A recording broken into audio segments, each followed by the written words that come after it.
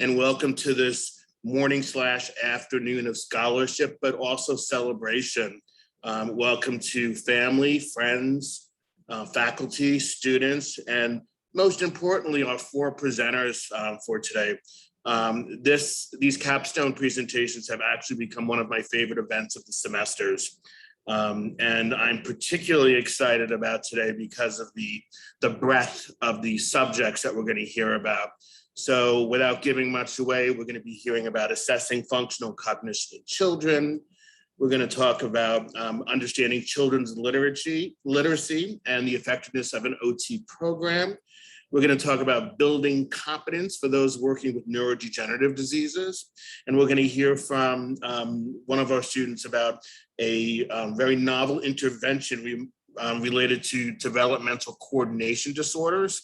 We're looking forward to lively discussions after the presentations. Dr. Graho will serve as our MC and our firm timekeeper, trust me. So on that note, my time is up and I'm gonna mute, and I want to congratulate Dr. Graho actually on this program and the product and the output of the students. So congratulations in advance to all of you, including Dr. Graho, and to the mentors actually as well. Thank you so much, Dr. Gillen. So I just want to let everyone know that this event is being recorded, as all our capstone presentations get posted on our OTD website. So please feel free to remove your videos if you don't want to be seen on the recording. So good morning, everyone. As Dr. Gillen said, I am Dr. Lenin Graho, Director of the Post-Professional Doctor of Occupational Therapy program at Columbia University. Since we started offering the OTD program in the spring of 2017, we have graduated 8 students. And after today, the 4 candidates whose capstone projects you will hear about will join the ranks of these agents of change in the practice of occupational therapy. Let me just share with you some of the personal and professional accomplishments of our students and graduates, including our four doctoral candidates today. All of them continue to advance their practices in their fields. They have produced 14 peer-reviewed journal articles and book chapters, 6 of which actually came from the candidates who will be presenting today. 4 have moved on to tenure track and clinical faculty positions in occupational therapy programs, 2 of them while still students in the program. We have 1 awarded and inducted as a fellow of the National Academies of Practice and received and is a co-investigator of a $1.9 million HRSA Behavioral Health Workforce and Education Training Grant. Countless presentations at the local, state, and national levels, have been invited as presenters in OT programs because of their expertise in the clinical area. New partners, new families, new homes, and beautiful, adorable babies.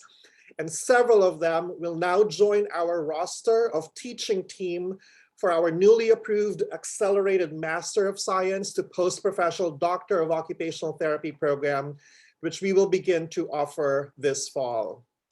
Soon enough, I will need to stop listing all of these accomplishments as they will be too long and too many to mention. But needless to say, we have all been extremely, extremely proud of the achievements of these OTD graduates and students. Today, you will hear about their doctoral journeys and their capstone projects, which they have completed from the gap and the need that they have identified from the very beginning of this doctoral process.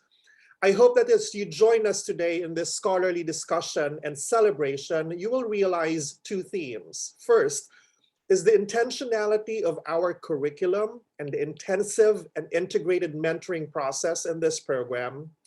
And second, that the capstone process begins on their first day, their first semester, and their first course in the program, as shaped by the curriculum and the supported and nurtured from the feedback of their mentors and their peers. This will be our process for today. Each candidate will present their digital portfolios or digication and their capstone projects for 20 minutes.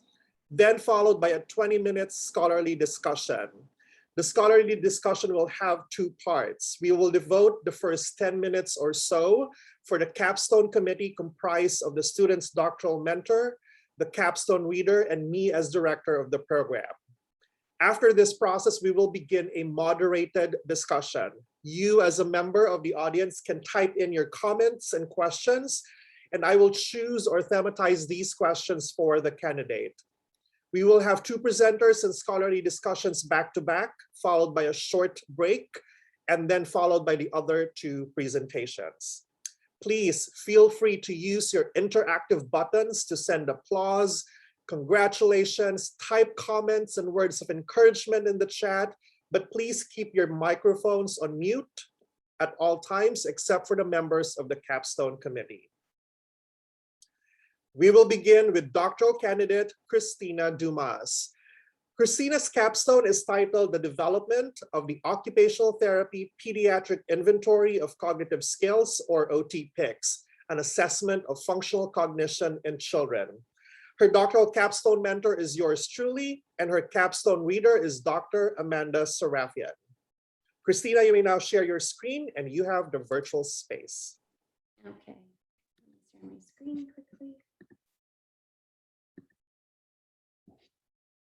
Everyone can see this? Yes. Okay, perfect. So thank you everyone for coming this morning, and thank you, Dr. Grajo, for the introduction.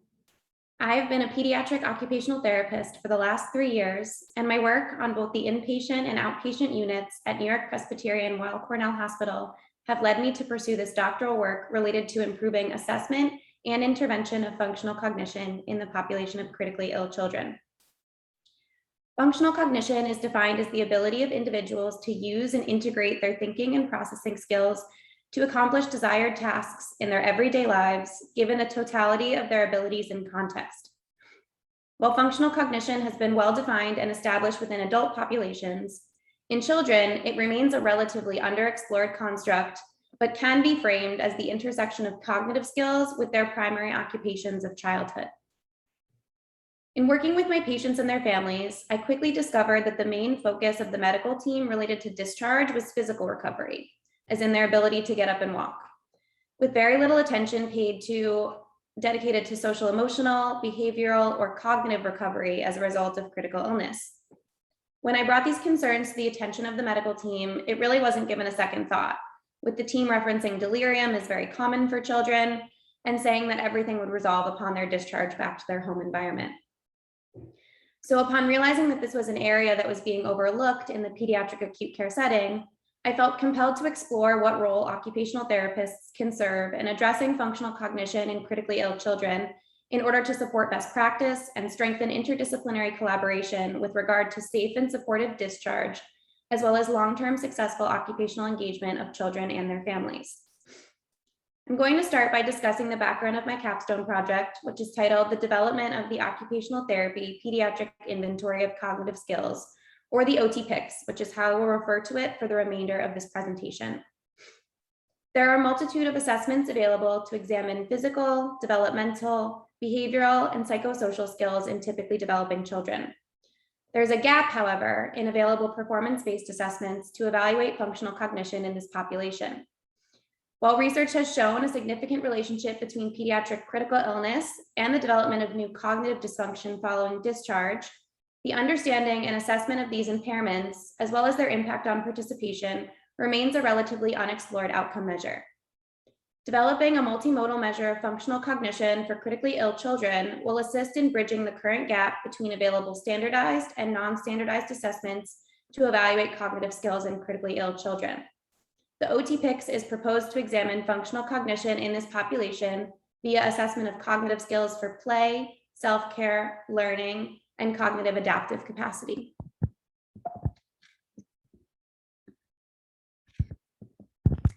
So my capstone project and the process focused on 3 elements. The first was conducting a scoping review to identify gaps in the literature regarding assessment practices related to functional cognition in pediatric populations. The second was developing the OT-PICS to examine functional cognition in critically ill children. And the third was conducting 2 research studies to establish preliminary content validity and inter-rater reliability to assess the initial psychometric properties of the tool.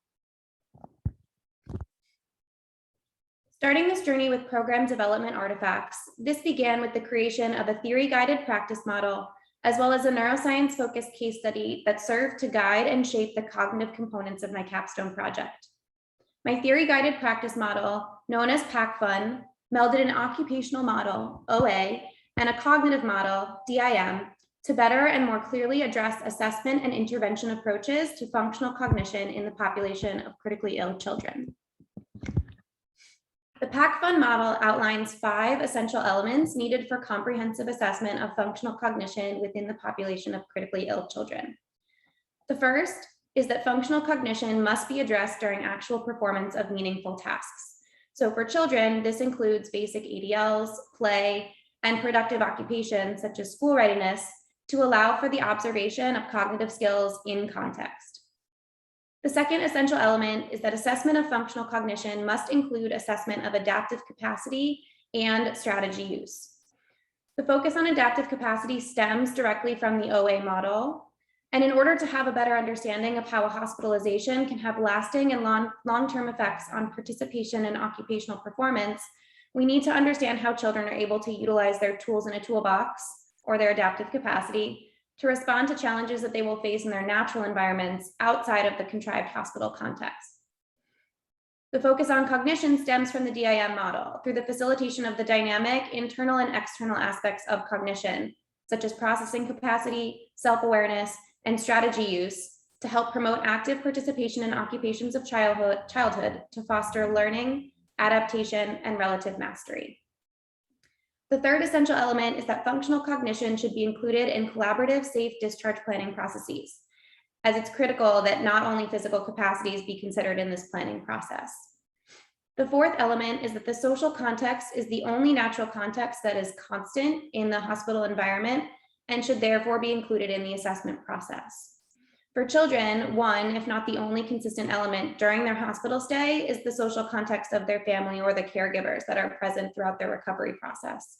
And as we can't be there 24/7, it's imperative to use this social context of family to capture the most holistic view of the child. The final essential element stipulates that there are 5 observable constructs essential to assessing functional cognition, and they include working memory, sustained attention, sequencing, error detection, and self-regulation. In addition to this practice model, I also conducted a case study on a critically ill child from my caseload. Using evidence-based practice and theory, I explored the neural basis and relationship between cognition, presenting behaviors, and participation, and applied neurological underpinnings to my treatment activities through the exploration of my patient's behavioral patterns, as well as his course of development in the hospital context. I reviewed the impact of consistent, intense stress and trauma early on in a child's life, such as a prolonged hospital admission, and its impact on the development of various neurological symptoms, as well as juxtapose the potential influence of these cognitive systems on learning, growth, and development. This work helped to contribute to my practice model and assessment tool development. Moving through this doctoral practice with my educational and continuing education artifacts, I was able to develop a teaching philosophy statement that helps to guide my teaching and learning process.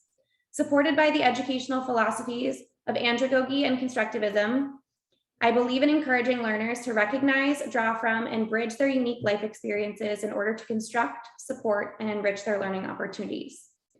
Supported by these 2 theories, I feel that educators should be active collaborators and foster equal partnerships with their students in constructing their learning. I believe the focus of teaching should foster the creation of natural critical learning environments where students feel safe, encouraged, and empowered to question their underlying assumptions and worldviews, focus on stimulating and important problems within their field and life, and practically apply what they have learned to real-life situations.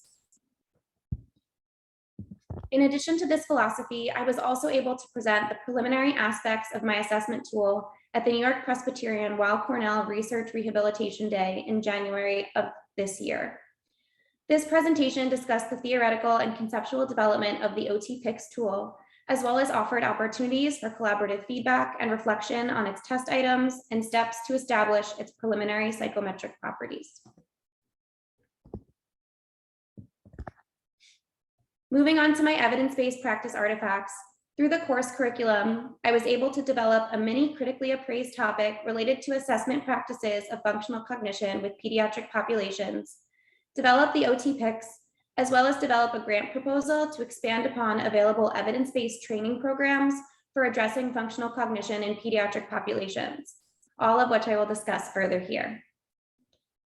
Relatively early on in the program sequence, I conducted a scoping review aimed at synthesizing current literature and identifying assessment tools used by healthcare providers in the assessment of functional cognition in pediatric populations.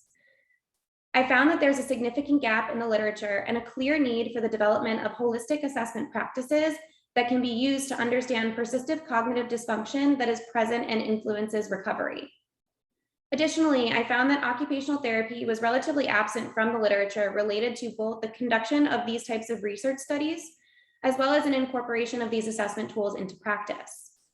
Furthermore, as seen in this figure, I found that the majority of the assessments identified provided information on the presence of cognitive impairments, or provided what was known as a global summary score, or measured acute changes in cognition, such as delirium, but did not provide information on how impairments can impact functional participation in children in the immediate as well as in the long term.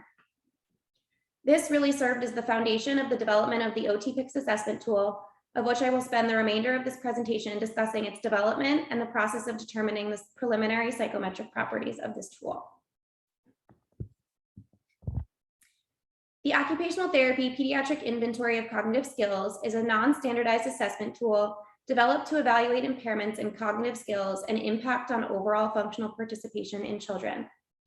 It is intended to be used with critically ill children aged 3 to 7 who are hospitalized in a pediatric hospital unit and is expected to take between 15 and 30 minutes to administer.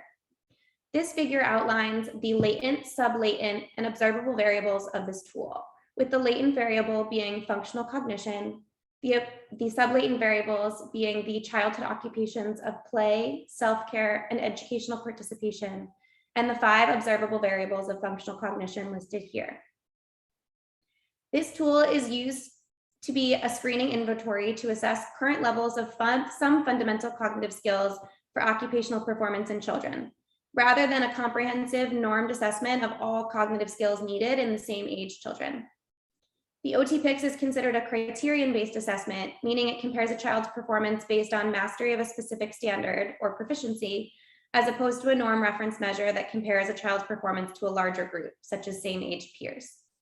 It does not aim to measure the magnitude or severity of loss of cognition prior to illness or disability or cognitive dysfunction due to developmental delays, but instead aims to capture the child's functional level of cognition at the time of evaluation to assess how occupational therapy can help remediate and improve occupational performance. The OT-PICS includes 5 observable elements of functional cognition, including working memory, which is defined as the ability to accurately remember the steps of a given task, sustained attention, defined as ability to sustain attention to the necessary elements of a given task to maintain ongoing progression of the task, sequencing, or the ability to identify and carry out the required steps of a given task in the correct order, error detection, or the ability to recognize erroneous performance during and following engagement in a desired task, and problem solving and adaptive capacity, which is defined as the ability to monitor performance in order to self-generate and use alternate strategies when encountering obstacles. These skills are observed during engagement of 3 primary childhood occupations of play, self-care, and educational participation. So during observation of play, the child is asked to participate in a structured planned play task with a clear sequence of steps. During observation of self-care, the child is asked to participate in an age-appropriate ADL activity that they normally complete daily. During observation of educational participation, the child is asked to participate in a familiar, age-appropriate preschool or school-based activity with a clear task sequence. Following observation of a task domain, the therapist will score the child within each of the domains by marking the corresponding criterion in the rating scale. Each item within an observed domain is scored using a 5-point scale. Using an example of the error detection score sample that you see here, a score of 1 would signify that the child is unable to perform the required skill, indicating that the skill was either not observed or it's not yet developed. Scores between 2 and 4 signify that the child is able to perform varying levels of the skill with cues and/or prompting, indicating that the skills are emerging. A score of 5 indicates that sufficient skill level has been achieved for a child to successfully functionally engage in the task. So scores will first be recorded on this type of a scoring form and then plotted on the functional cognition skill equivalence graph sheet provided at the end of the inventory that you see here. This summary form can provide information on a child's cognitive strengths and weaknesses and help guide intervention planning. This summary form was guided by Dr. Alonzi Gold's K-Ready assessment. Scores on the OT-PICS tool range from 5 to 25 points within each observed domain, with observations and qualitative comments recorded by the therapist. After creating the OT-PICS tool, I conducted 2 IRB-approved studies, content validity and inter-rater reliability, to establish preliminary psychometric properties of the OT-PICS. For the content validity, 7 participants identified as pediatric occupational therapy practitioners or functional cognition experts were recruited to serve as content experts for determining the validity and necessity of the items included in the OT-PICS. All 7 participants were registered occupational therapists with a wide range of practice experience, all had obtained a doctoral degree, and all had a range of publications. Both item level content validity index, or ICVI, and scale level validity, or SCVI, were calculated, as well as modified kappa indices to account for the probability of chance agreement to determine the essential items to measure the construct of pediatric functional cognition, as well as revise and strengthen the OT-PICS. For reference, CVI scores greater than or equal to 0.8 indicate excellent validity. Items that are scored 0.7 indicate a need for revision, and items that scored lower than 0.5 are usually eliminated. The reviewers used a 4-point ordinal scale ranging from not relevant to highly relevant to determine item level and scale level content validity. Following review of each of the subdomains, an open-ended question was provided to allow for feedback or comments. The content reviewers indicated that all 15 items of the OT-PICS are essential items to evaluate functional cognition in children, as indicated by an ICVI of 0.71 or higher and excellent SCVI findings of 0.96. This table provides a summary of the results, with the items with lower CVI indices highlighted in yellow.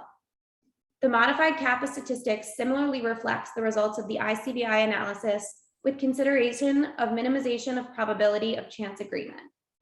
The open-ended comment section provided helpful feedback into clarifying the language of the scale, modifying the criteria for items of the inventory, and providing more concrete examples of activities and clarifying directions in the tool manual. Based on content reviewer comments, 2 of the 5 subdomain categories, memory and sequencing, were combined and renamed sequential memory, as content experts provided insight that a child's ability to simply recite the instructions for a given task is not the best measure of working memory. The sequential memory subdomain was redefined as the child's ability to accurately remember the steps of a given task and execute the steps in the appropriate sequence. The error detection subdomain was also revised to detecting an error or challenge to better encompass a child's ability to recognize any type of performance breakdown during or after task performance. To determine inter-rater reliability of the OT-PICS, 10 licensed pediatric occupational therapists were recruited using convenient sampling within a personal network to determine if the OT-PICS would demonstrate reliability in scoring children's performance across different raters. Of the 10 participants recruited, 9 completed the consent process and trainings. All 9 participants were registered occupational therapists with a range of practice experience and diverse practice areas. Following completion of the consent process, the 9 therapists completed an online training program via VoiceThread that included review and discussion of the administration of the tool, several scoring exercises using case examples to assess scoring fidelity, and opportunities to post feedback, questions, and reflections about the process. After ensuring all participants completed the training program, the participants attended one of 2 synchronous sessions via a HIPAA-secured Zoom platform to score 3 video case examples live using the OT-PICS tool. The intraclass correlation, or ICC, for each of the 3 occupation domains were calculated to assess rater agreement. ICC examines the magnitude of disagreement, with higher ICC values indicating greater inter-rater reliability, ranging from 0, random disagreement, to 1, perfect agreement. This table provides a summary of the intraclass correlation coefficients of the OT-PICS. The OT-PICS tool overall demonstrates moderate reliability with an inter-rater ICC of 0.63. For each subdomain of the OT-PICS, the ICC ranged from 0.53 to 0.72. The play subdomain indicated fair agreement amongst raters, the self-care subdomain indicated good agreement, and the educational participation domain indicated good agreement. Several therapists provided comments related to challenges with scoring the play subdomain, particularly with regard to understanding how to score elements of functional cognition, such as sequential memory or error detection, during more unstructured play-based tasks. Based on the ICC coefficients and the therapist's qualitative comments, the sequential memory variable was actually reparsed out into separate variables of memory and sequencing. Several of the therapists indicated the need for more clarity of language in the difference between verbally or gesturally recalling instructions for an activity when a child was prompted, which is qualified as memory, and the process of carrying out an activity in the appropriate sequence, which is considered sequencing. Additionally, one therapist provided insight into the difference between a child simply recognizing that there is a problem versus knowing what the specific error is. The detecting an error or challenge subdomain was revised in language to better clarify what is qualified as a child's task breakdown. Furthermore, the play subdomain, which had the lowest domain ICC value, was revised based on feedback to include more structured play-based tasks with rules. From both studies, several overlapping themes emerged, including the OT-PICS is generally easy to understand and use, the OT-PICS addresses relevant areas to significant occupational domains in a child's life, and the OT-PICS can potentially be expanded for use in varied settings. Future research avenues include the need to establish construct validity and test reliability of the inventory via Rash analysis. Future research is also needed to continue expanding on practice guidelines to improve recognition and reframing of cognition within pediatric populations using a function paradigm, as well as develop more assessment and intervention approaches tailored to functional cognition in children. From this work, I was able to publish a manuscript on the importance of OT's unique role in assessment of functional cognition in children, as well as methods for naming and framing functional cognition within pediatric OT practice in the Open Journal of Occupational Therapy in April of this year.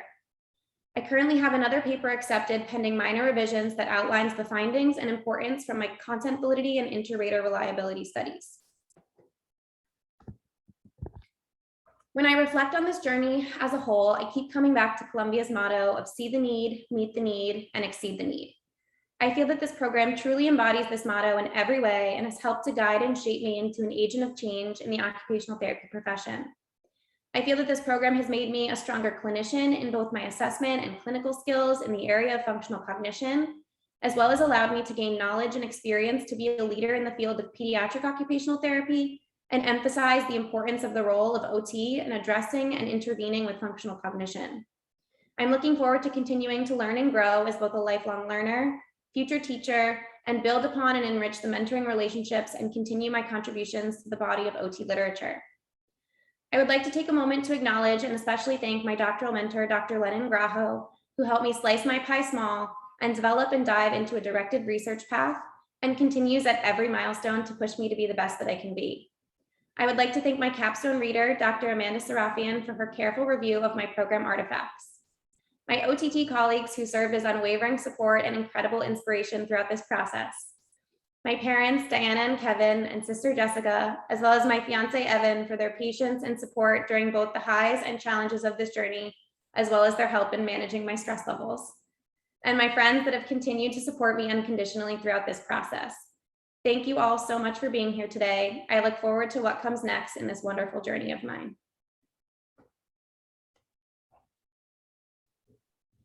Excellent. Thank you, Christina. You may now exit share screen.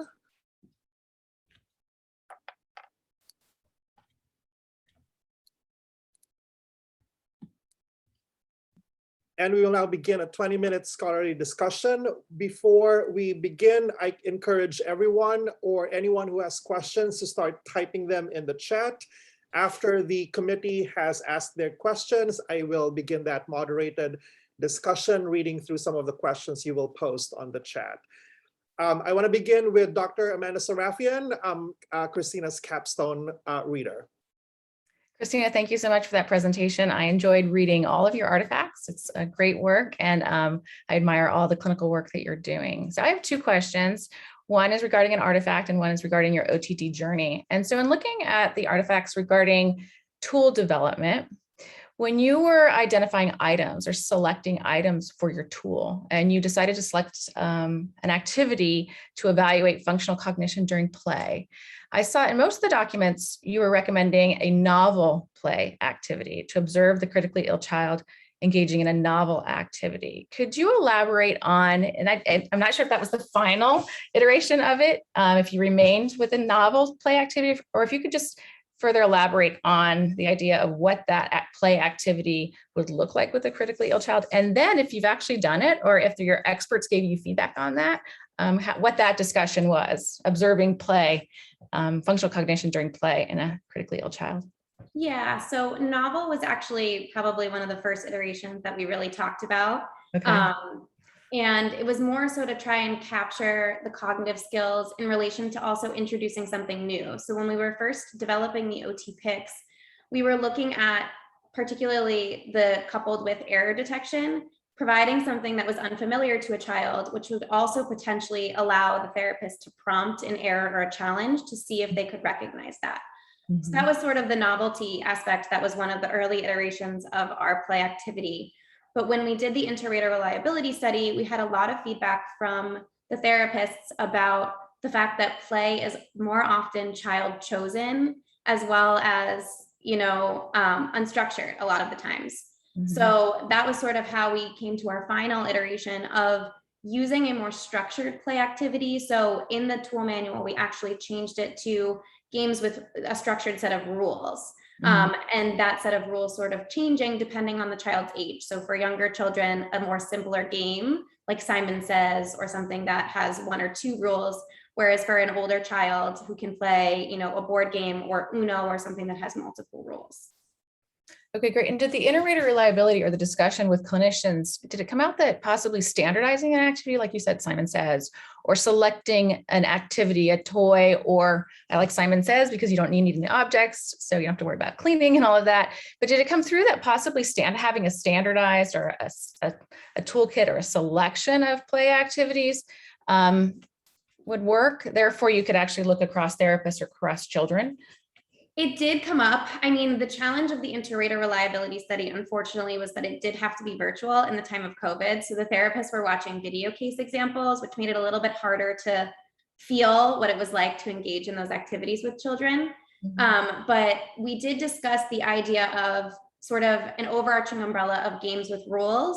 And Dr. Graho and I are sort of refining what that might look like as we continue to develop the tool. Okay. Great, thank you. And then my second question is, how has this OTD journey changed your clinical practice? What's different working in the PICU, for example, as an occupational therapist at this point versus 3 years ago? Just about everything, I would say, is the short version. I think so much, and actually in my cognitive intervention course that I just finished, we talked so much about how the hospital setting in particular uses the medical model. So it's really reductionist. It breaks down children to their deficits, essentially. And through this program and through this journey, I've felt so much more empowered to advocate for a strengths-based approach, because I've had so many attendings, residents all across the board be like, oh, well, they can't do that. And then I actually had an attending physician come and watch me in the playroom with a child, and he was like, I didn't realize that they could do all those things. I was like, right, you see them for their deficits, with their physical impairments, and they don't have postural control, but he was playing a game with me in a tilt and space wheelchair and, verbalizing, and the physician was like, oh. So that, I think, has been really the biggest change in my practice. And also just, I went into the hospital setting as a new graduate, which can be overwhelming. And I think that this program has really empowered me to be able to advocate in an interdisciplinary setting. So I'm not afraid to speak up and talk to an attending or a resident and say, listen, you may be thinking about this. Have you considered this? And here's what I'm seeing. And I've actually found that they've been listening. So it takes them a little while. And right before I presented this, I actually had a fellow who was like, we never even really considered that. We don't get this diagnosis often. Do you think that in the future, if something comes in, you guys could just contact us and sort of walk us through what we should be looking for, which was a huge win for us as OTs, that they're like, please come and talk to us about this. And is that specific to functional cognition or occupational therapy in general? More functional cognition. So a little bit of OT in general, but definitely also knowing, like, my patient that he was referencing was a TBI patient, and he was minimally verbal at the beginning, and they realized that he was actually communicating via gestures, or he was using different methods. And so they were saying, we don't really think about cognition. We think that they're all just delirious and we sedate them. And so we don't communicate with them in that way. So can you help educate us on ways that we can start earlier on as we're weaning their sedation to reduce the delirium, but also promote their cognition? Okay, great. Thank you. Thank you. Any other questions, Dr. Serafian? No, not now. Thank you. Thank you. A lot of some of Dr. Serafian's questions will be sort of in a similar thread with my questions as well, Christina. I want to focus in first on, so this paper that we have that's now accepted pending minor revisions. One of the most interesting comments from one of the reviewers for that paper, and that paper actually is the paper that has the methods and results for both the content validity and inter-rater reliability. One of the very interesting comments from the reviewer is that, for many critically ill children, because this was initially the population of choice when we tested and validated the tool, is that the cognition or the cognitive skills are either lost because of the onset of injury or illness, which they might have developed prior to injury or illness. And for some, they never really developed depending on the age of the child, never really developed the cognitive skill, and then illness or injury happened.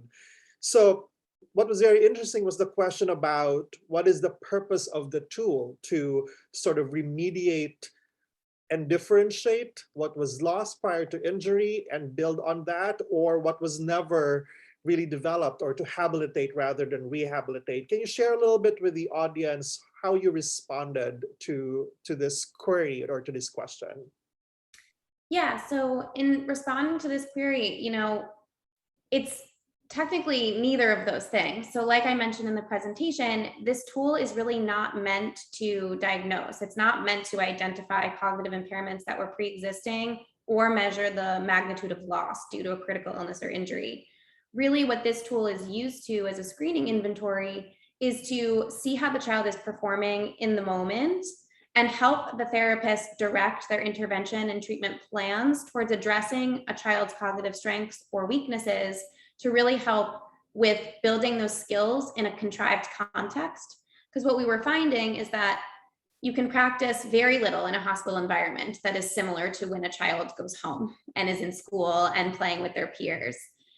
So this tool is really meant to just help identify the ways in which occupational therapy can address some of these cognitive impairments that they may be seeing in relation to a child's functional participation, as well as to also help, because if a child either had pre-existing cognitive impairments or is having cognitive loss due to their critical illness, they may have not been receiving therapy services at all before this injury or illness. So what the screening tool can also help is provide some information and concrete information for the interdisciplinary team to advocate for ongoing OT therapy services during and after discharge. Mm-hmm. Excellent. And I have a few more questions, but I'll just ask one more because there's a lot of fabulous questions and comments from the chat. So the inter-rater reliability, that was quite a challenge. And when we went through that on a virtual platform, the results were both surprising and not surprising, just based on the feedback and some of the challenges logistically and how to use the tool because of the rating scale. And so essentially the reliability is on the lower moderate side of the criteria, 0.50 something to 0.72.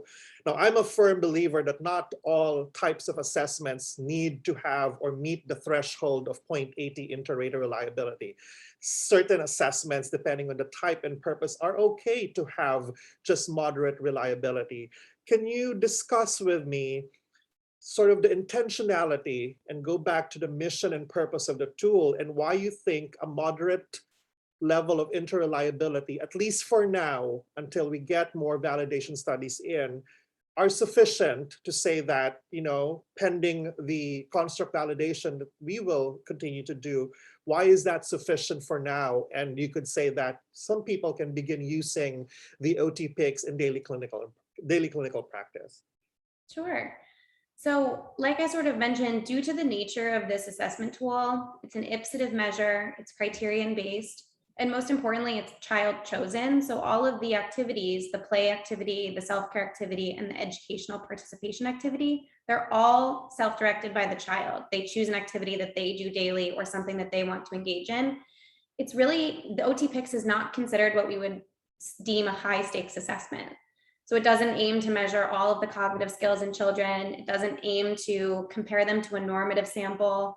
And like I said, it doesn't aim to measure the magnitude magnitude of their cognitive loss.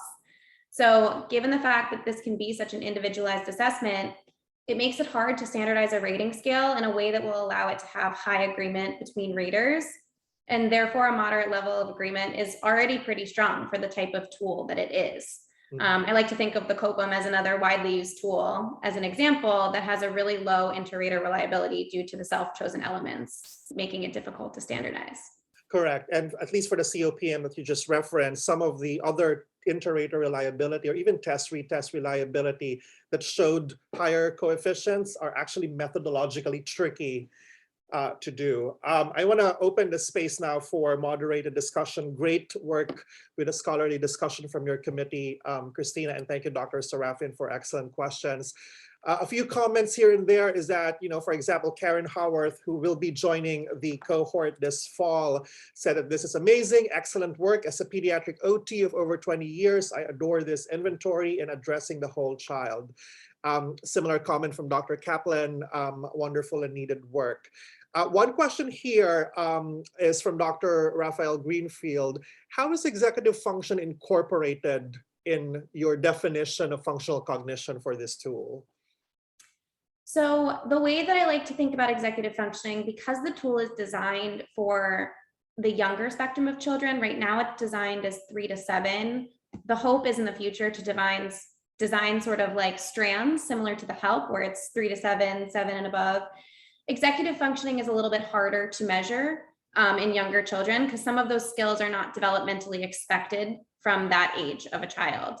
So what we chose to focus on with the tool at this moment is really that error detection, which is one of the first self-monitoring skills that comes in executive functioning, as well as what we deemed problem solving and adaptive capacity. Because at this age, we're not necessarily looking at that they have a set of established skills, but that they're able to recognize that there's a problem and that they're trialing and erroring, trying to find a solution. Excellent. And I just want to connect that with a question from Dr. Hamed, and we actually discussed this earlier on, is that, can you talk about how and why problem solving and adaptive capacity were combined in the scale? Yeah, so I mean, similarly, so problem solving and adaptive capacity, really in young children, what we're looking at, like I was saying, is that we're looking at their ability, they may not necessarily have the skills to find the solution on the first try or know exactly the mechanism to address the problem that they're experiencing. At this developmental stage, a lot of it is trial and error. So what we're looking for with problem solving and adaptive capacity is giving them a little bit of wiggle room to say, okay, they're able to problem solve, even if their solution that they generate isn't necessarily correct. And then we look at their adaptive capacity in the ways that they may use the solution that they came up with, whether it was wrong or right, how they would use it over time to adapt to those same situations or those challenges that they might experience later on. And you know, just going back to that analogy that we always use in class for adaptive capacity, it's your tools in your toolbox. And for many young children, I guess, is that either because of the lack of experience with the actual task that they're being assessed on, those tools in the toolbox might not necessarily be there right away, or they might not know that this is a tool in my toolbox I can use when I encounter a particular challenge. And really, that's an excellent manner of sort of screening for their adaptive processes. Dr. Gillen's question is, can you further define how you are defining memory in your tool? And also, do you feel some cognitive constructs, really great question, should be weighed heavier than others in terms of the scores? Because right now they're all on a 5-point scale, and every task and every subdomain has equal weight. Mm-hmm. That's a really interesting second question. So memory has been, as you saw through the studies, memory has been a little bit of a tricky variable to really define. And particularly in the integrator reliability study, we had a lot of feedback from therapists who worked with lower functioning or nonverbal children related to how they would demonstrate memory. So initially in earlier iterations of the tool, we talked about verbally reciting back the instructions of the task, and then realized that Dr. Graho and I really talked about trying to isolate just the cognitive skills independent of a child's physical or behavioral other impairments that they may have.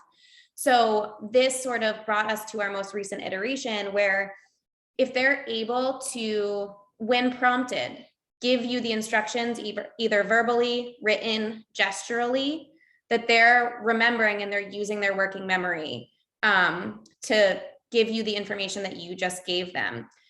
There's sort of a tricky way that we're trying to continue to make memory and sequencing separate, because you can see working memory in a delayed format by looking at sequencing as well. So if they are able to recite and gesturally recall the instructions, and then they also carry out the task in the appropriate sequence based on the instructions given, you're seeing a delayed recall as well. So we're still working on refining the language of both of those variables.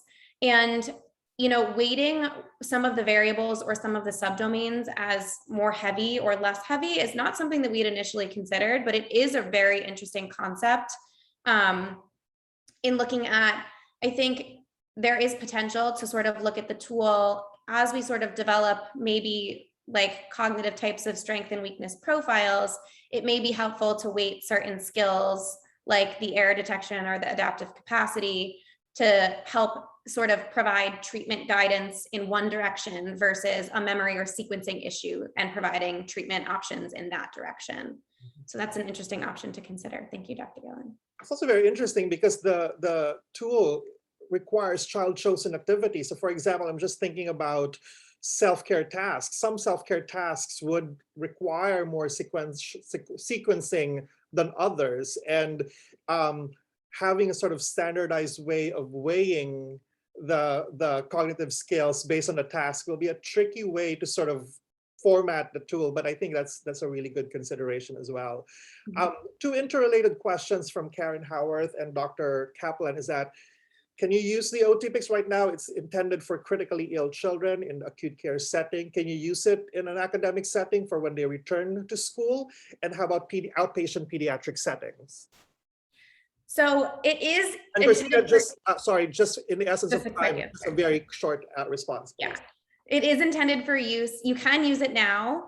There will still be revisions that are coming out. An assessment tool is never finished.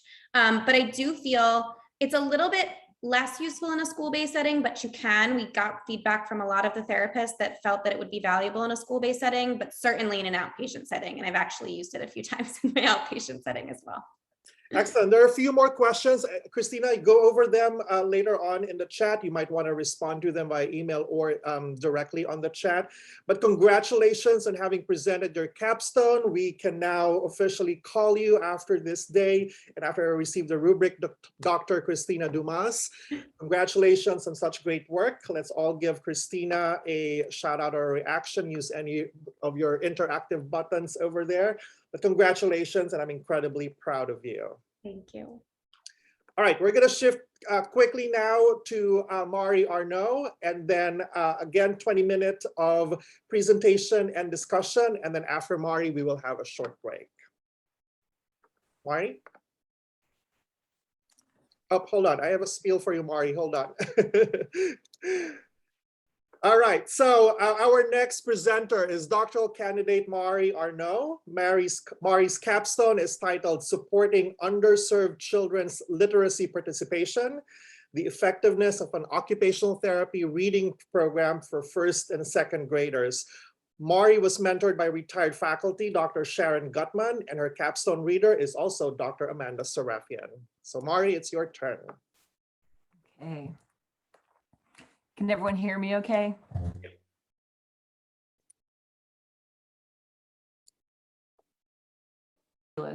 But with many challenges.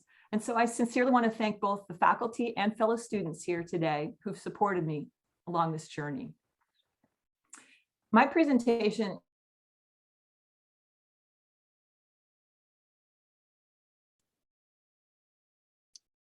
Mari, you're catching in and out. I think your internet is a little on and off. I don't know what I can do about that. Should I start over? No, that's okay. Keep going. Okay. For the purpose of this presentation, the term underserved children will be considered to be those who live in poverty, with the understanding that the adverse impacts of poverty may be compounded for people of color. Because many of the children I worked with lived in shelters or in serial living conditions among several extended family members, the term home will be used in reference to a place or a series of places where one sleeps, performs activities of daily living, and engages in leisure activities. Literacy development is central to children's successful participation in their occupational role as students, and success in this role is prerequisite to a myriad of adult occupations later in life. Low literacy is closely correlated with decreased earnings, increased incarceration rates, poorer health outcomes, and lower life expectancy. The probability that an individual will eventually experience these deficits is determined by a child's reading level at the end of third grade. Children living in disenfranchised communities are at particular risk for deficient development in this vital skill. Compared with the national average of 66%, 79% of children and 82% of African American children read below grade level at the beginning of fourth grade. Children living in low-income communities are subject to poor school funding. In other words, the schools with the most need receive the fewest resources to support their students' literacy development.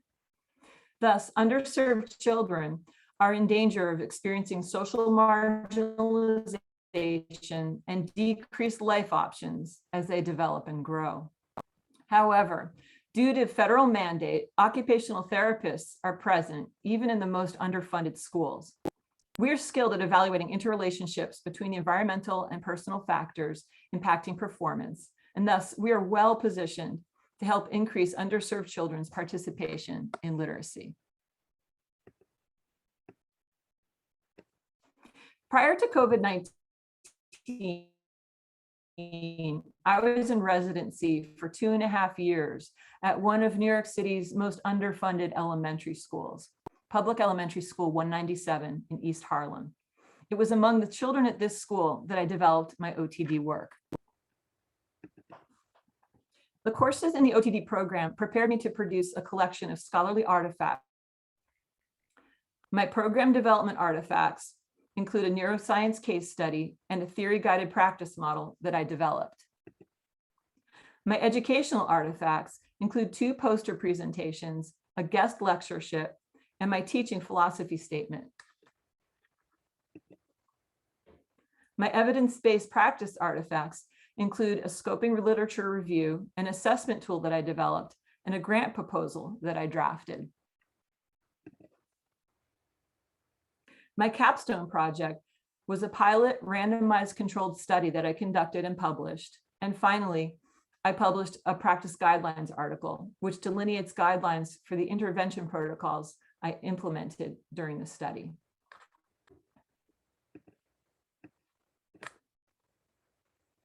Through a case study I conducted in the Neuroscience of Cognition course, I explored some of the effects of poverty on the development of some of the brain structures related to literacy participation.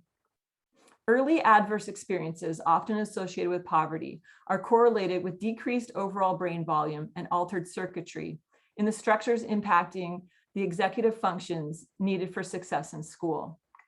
However, research has shown that with specialized support, these deficits can be mitigated. In addition, a neural network associated with reading acquisition has been identified. Kindergartners with on-track pre-literacy skills, whose brains are pictured in the top row here, recruit this network efficiently during reading tasks.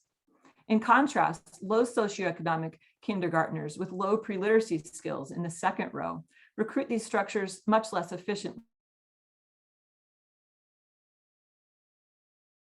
Remediation, the at-risk children's brain functions more closely resemble those of their on-track peers, as seen in the bottom row. This brain plasticity is very promising for our work as OTs. When we think of each high-frequency word in the English language that must be memorized in order to read fluently, but that cannot be easily sounded out, each of these words needs to be recognized by its particular shape and committed to memory for automatic retrieval. The consolidation of visual information into memory requires visual focus and repetition. Research shows that children focus their visual attention most specifically on targets that are personally valuable, emotionally satisfying, and stimulate a sense of reward. Thus, a major component of an intervention program aiming to activate the brain's reading network must focus heavily on volition. These neurological underpinnings relate directly to the theory-guided practice model I developed, informed by occupational adaptation theory and the co-op model for cognitive functioning. To structure the planning of my intervention, in developing this model, I identified the central goal of intervention as increasing underserved children's access to the occupation of reading via designated time, space, materials, and social supports to provide an immersive experience of literacy.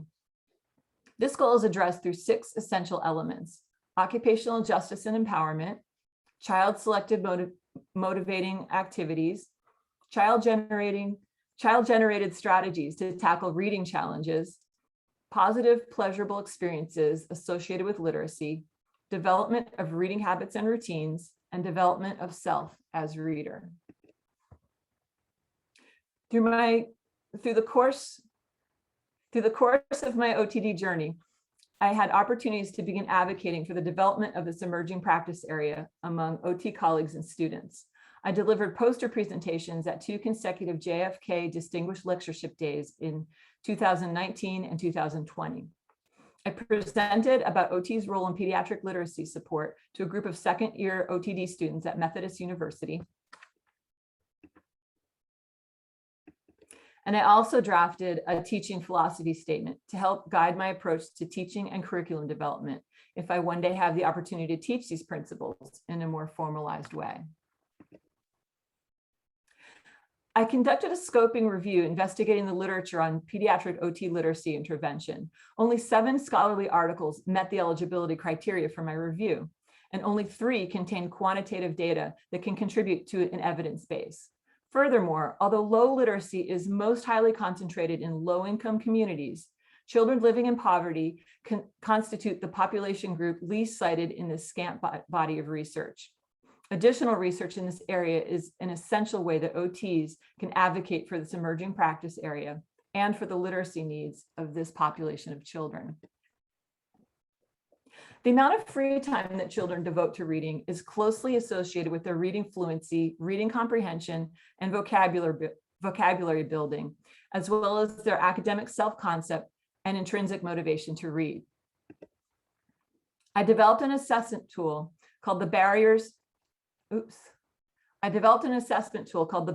and Supports Questionnaire for Literacy, or BASIC, to assess with children their perceived facilitators and barriers to home literacy participation.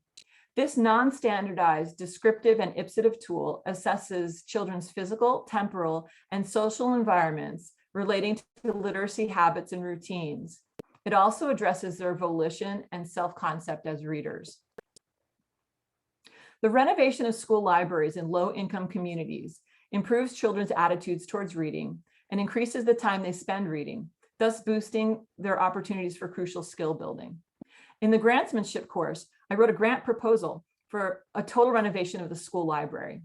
When COVID-19 hit, the school principal became too occupied by the great needs in the school community to supply the supporting documents needed to submit the proposal to the Robin Hood Foundation.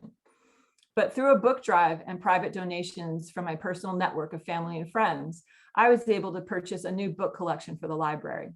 I hope to obtain a grant for renovation of the library decor and a listening center when the school principal is more available to provide the required supporting documents. Here's PS 197, where I conducted my clinical residency. Before COVID-19, 94% of the children qualified for free or reduced price lunch. 40% lived in homeless shelters, and 86% read below grade level. However, these are pre-pandemic statistics, and I fear that these numbers may now have worsened. For my capstone project, I conducted a pilot randomized controlled study assessing the impact of an occupational therapy literacy program on children's foundational reading skills and reading participation. The research consists followed by 10 weeks of intervention designed in accordance with my theory-guided practice model and another 2-week data collection post-intervention. There were 21 participants, 11 in the intervention group and 10 controls. All participants were first and second graders identified by their teachers as reading below grade level. Both groups received traditional classroom literacy instruction based on paper and pencil exercises. In addition, the intervention group received 10-week occupational-based literacy program. Outcome measures assessed grade level of reading, letter identification and letter sound relationship knowledge, decoding skills, sight word recognition, and habits, attitudes, and beliefs about reading. Intervention consisted of 2 45-minute sessions per week, alternating between individual and small group format. Children interacted with books in a pleasurable, non-threatening environment. They practiced their reading skills in the context of positive and highly motivating experiences, such as sensory motor experiences, personal choices, and functional tasks. They received coaching on mindfulness practices for self-regulation and frustration tolerance, development of their own strategies for navigating difficult words while reading, and establishment of habits and routines supporting home literacy participation. And they had experiences targeted to develop and internalize a bit of a deeper dive into the rationale behind each of these elements.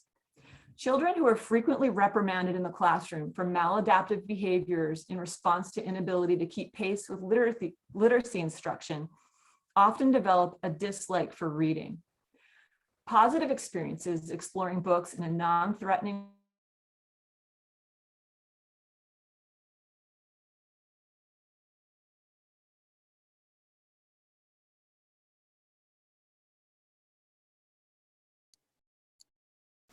I think we just lost Mari there. She is in rural Maine, actually, and her internet connection is very patchy. Mari, are you still there?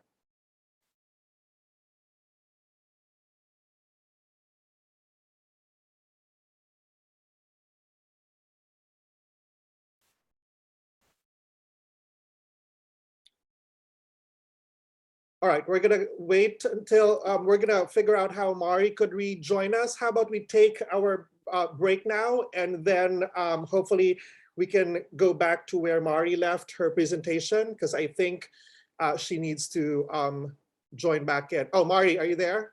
I'm back. Should I try again, Lennon? Yes, please. So just continue where you left off, please.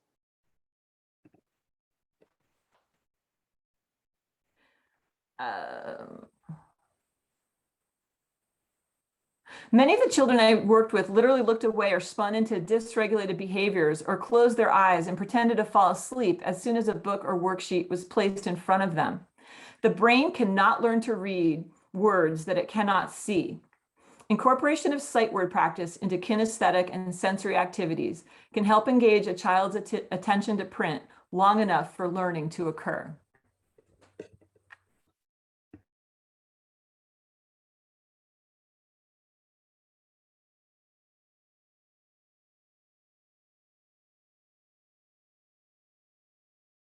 Print.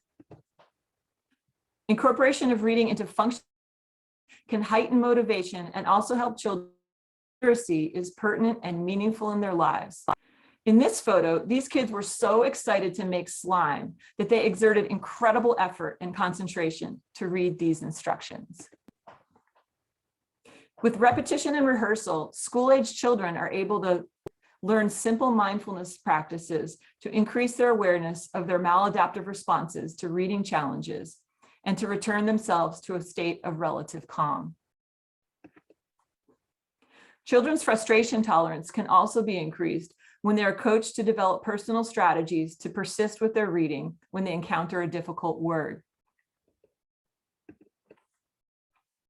Underserved children often live in crowded, loud, and chaotic home environments, and many of the parents in the PS 197 community were unable, too busy, or too exhausted to support their children's habits and routines for home literacy participation. But with repetitive coaching, school-age children can become creative problem solvers and discover places to read at home with relatively fewer distractions, such as under the bed or in the bathroom. They can also find places to store their reading materials safely to avoid loss or destruction, such as in their clothing drawer, under their pillow, or in their school backpack. Book authorship is one powerful way to help kids internalize a self-concept as a reader and a member of the world of literacy. This second grade child wrote his own book, complete with an about the author page, and then read it to a group of kindergartners. The results of the study: no statistically different gains in grade level of reading were demonstrated between the two groups. However, the intervention group demonstrated statistically of letter-sound relationships and sight word knowledge. And they displayed greater reading enjoyment, increased home reading participation, improved home literacy routines, and greater agency as readers. A study of longer duration may demonstrate that gains in component skills and reading enjoyment, routines, and agency can contribute to increased reading fluency performance. Finally, I published a set of practice guidelines as a companion piece to the study. This paper delineates the study's intervention protocols in a concrete, more holistic approach to OT literacy support in schools. This paper organizes the study's intervention principles into 4 primary practice areas for evaluation and intervention: attention to teacher-led literacy lessons, engagement in independent reading in the classroom, habits and routines supporting home literacy participation, and academic self-concept and attitude towards reading. The new ground covered in this paper includes push-in services for generalization of gains from the clinic environment to the classroom, a response to intervention multi-tiered approach for supporting literacy participation school-wide, and a case example for concrete illustration of the practice principles and examples to make incorporation into practice accessible for OTs. Here are my references.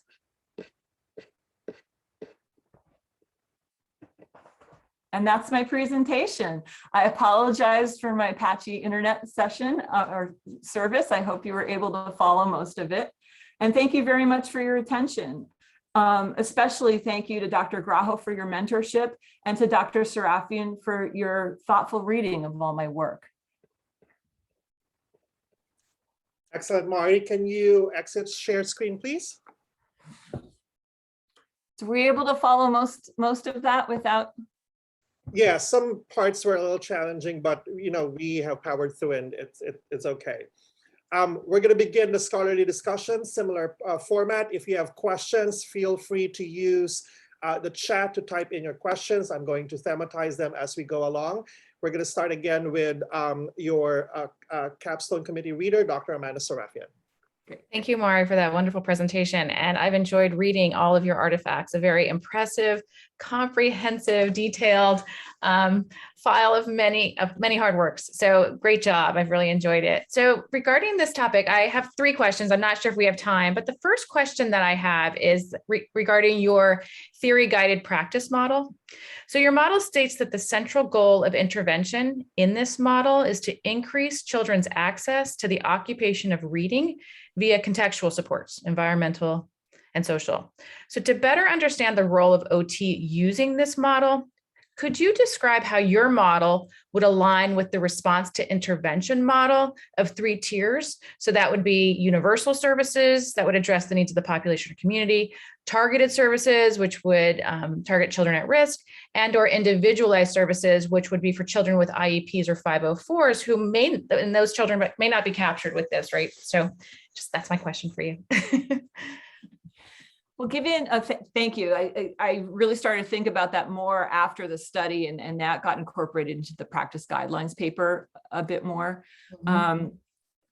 With the statistics that I read in the beginning, and just illiteracy and low literacy being so prevalent in our country, most children, or a high percentage of children who have diagnoses that give them an IEP, likely will also have reading problems. And so for individualized intervention in the 3-tier system, OTs can incorporate literacy support strategies into the interventions that they're already doing. So that's and as far as pushing services into classrooms and working with the whole school to increase the access, just all those techniques that I ran through, teachers can be coached to incorporate that more in their classrooms.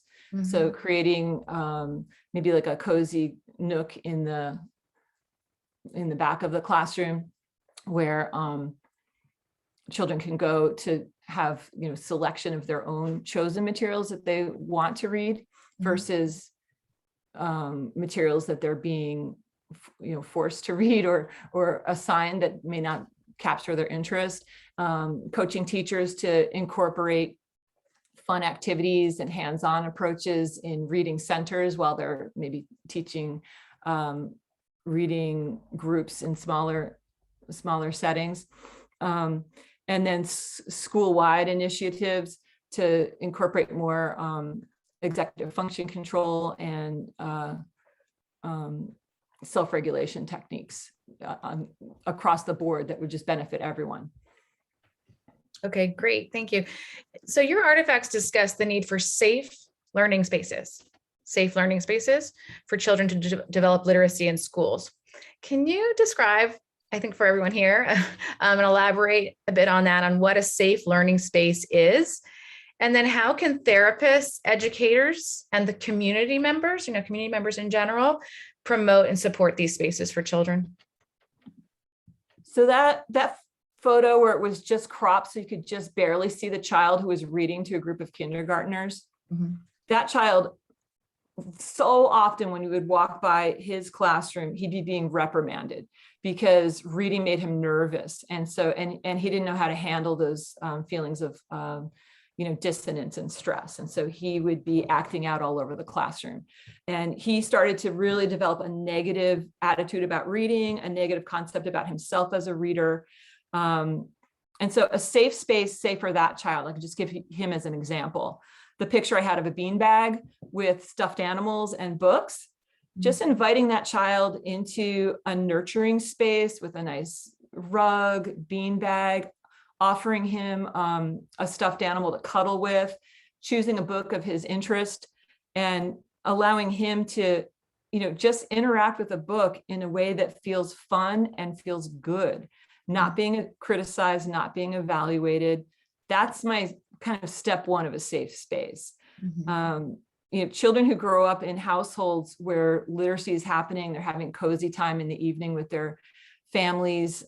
They've had positive associations with interactions around literacy, have a whole different relationship with books and with reading, and a whole different self-concept of themselves in relation to literacy. But children who didn't have those experiences prior to coming to school, and their only experience of reading is feeling bad, feeling like they're behind everyone else, feeling stupid, which I hear kids say a lot, that they feel like they're dumb, is not going to help them build feelings of self-efficacy or agency. So I felt that was often my first hurdle with children, is just to give them exposure to experiences where they're not being criticized, and they can just look at a book for fun. That I'm not going to correct them. They can just look through the pictures, talk about it, and just start feeling positive about books, and developing some positive associations around books. So there are many, many other examples I could use about functional activities, fun, game, playing, social interactions, all incorporated with literacy activities that are just a safe environment where they're not getting criticized, and they can just start to build a positive relationship with their reading. Great. Thank you. I have other questions, but let's stop there because I think there are some follow-up questions regarding. No, go ahead, Dr. Sarafian. I can squeeze my question. A lot of my questions are similar to yours as well. So go ahead, ask your third question. So this is about your OTT journey. And Mari, you have a unique experience of being both an elementary educator and an occupational therapist. So how has this work on literacy influenced your practice and your professional identity? Where do you see yourself going with this work? Well, it's really interesting because in the beginning, having been an elementary school teacher, I wanted to get in and do like the literacy instruction that a teacher does. And of course, I would incorporate a little bit of that here and there. But so much of this, this whole journey for me has been, how do you define the role of the OT in literacy support as different from that of the classroom teacher and the reading specialist? Don't want to step on anyone's professional toes.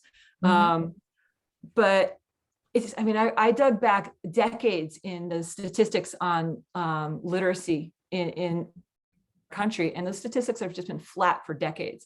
So if we keep doing the same thing in the schools that we've always done, we probably can expect those same results.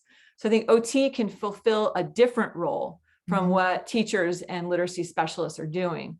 And I believe a lot of it has to do with what we just discussed about self-concept and, sense of personal agency around reading. A lot of it has to do with establishing habits and routines in the home.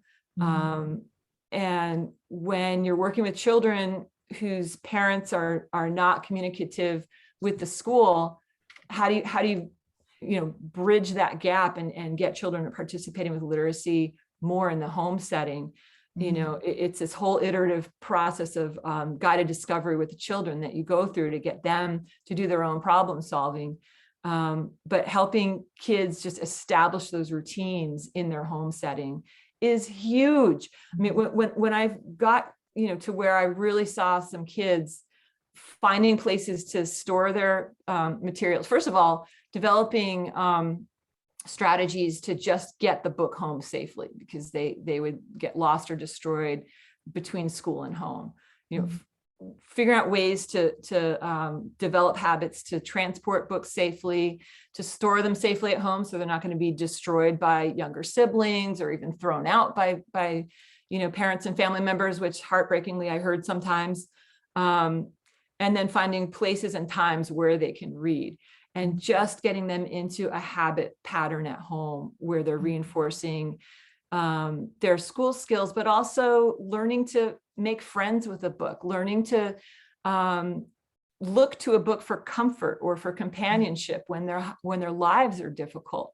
All these volitional and, kind of self-image aspects are huge. And then the last one that I tried to convey in my presentation, just that visual attention and self-regulation. Self-regulation is huge, because if a kid's always been reprimanded in their reading, they've got all this stress inside their bodies that they're not really equipped to manage. And so kind of teaching them strategies for self-regulation, teaching them strategies for how to, or actually more coaching them so they identify their own strategies and name and own their own strategies for how to navigate their reading when they come to a word that's too difficult for them to read.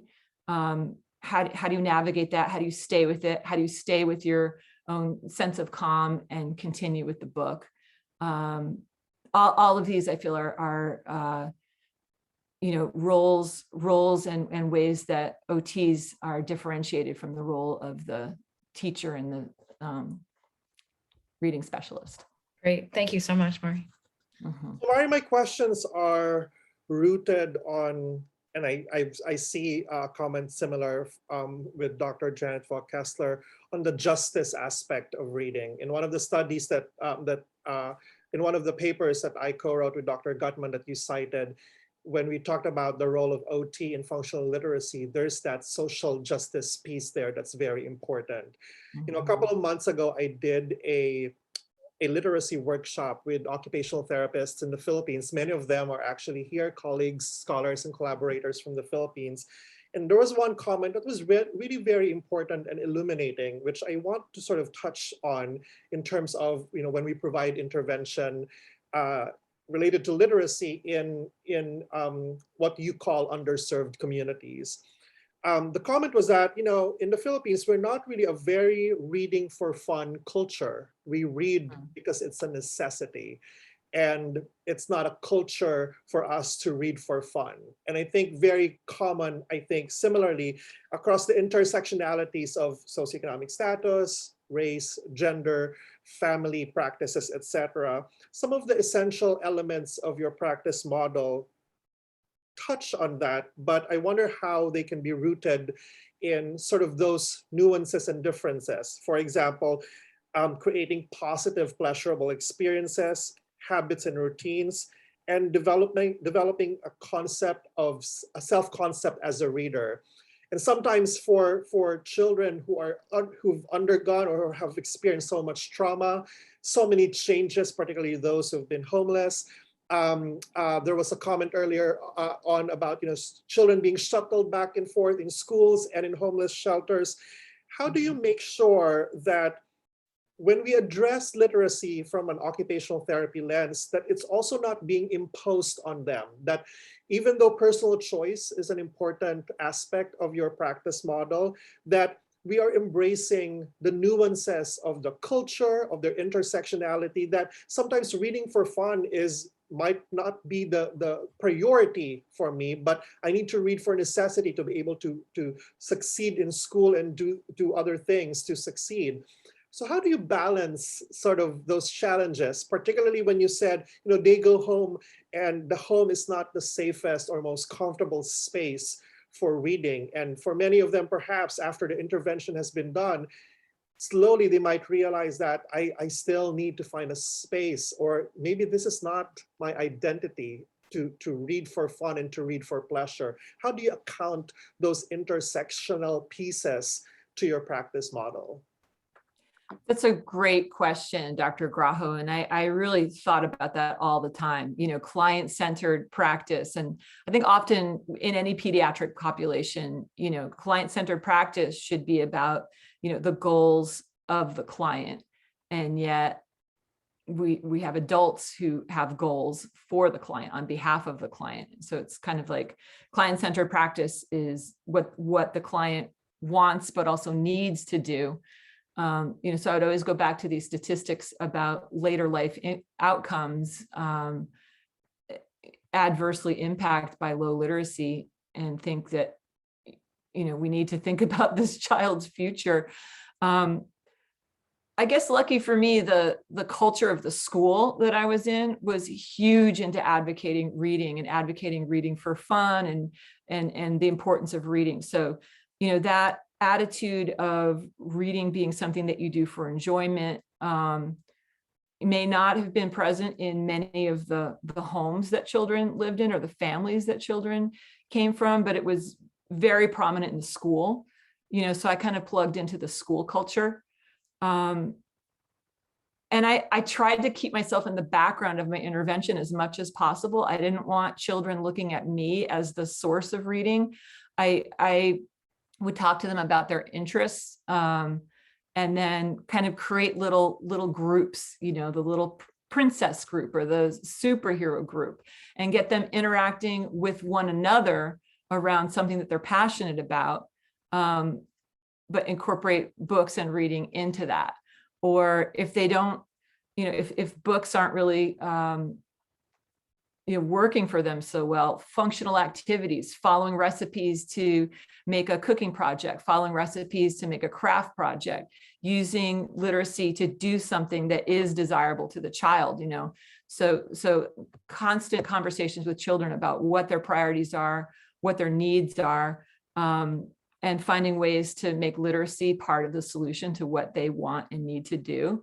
So we would make board games, we would create, treasure hunts, we would create obstacle courses. We would do, as I said, crafts and cooking projects, bookmaking.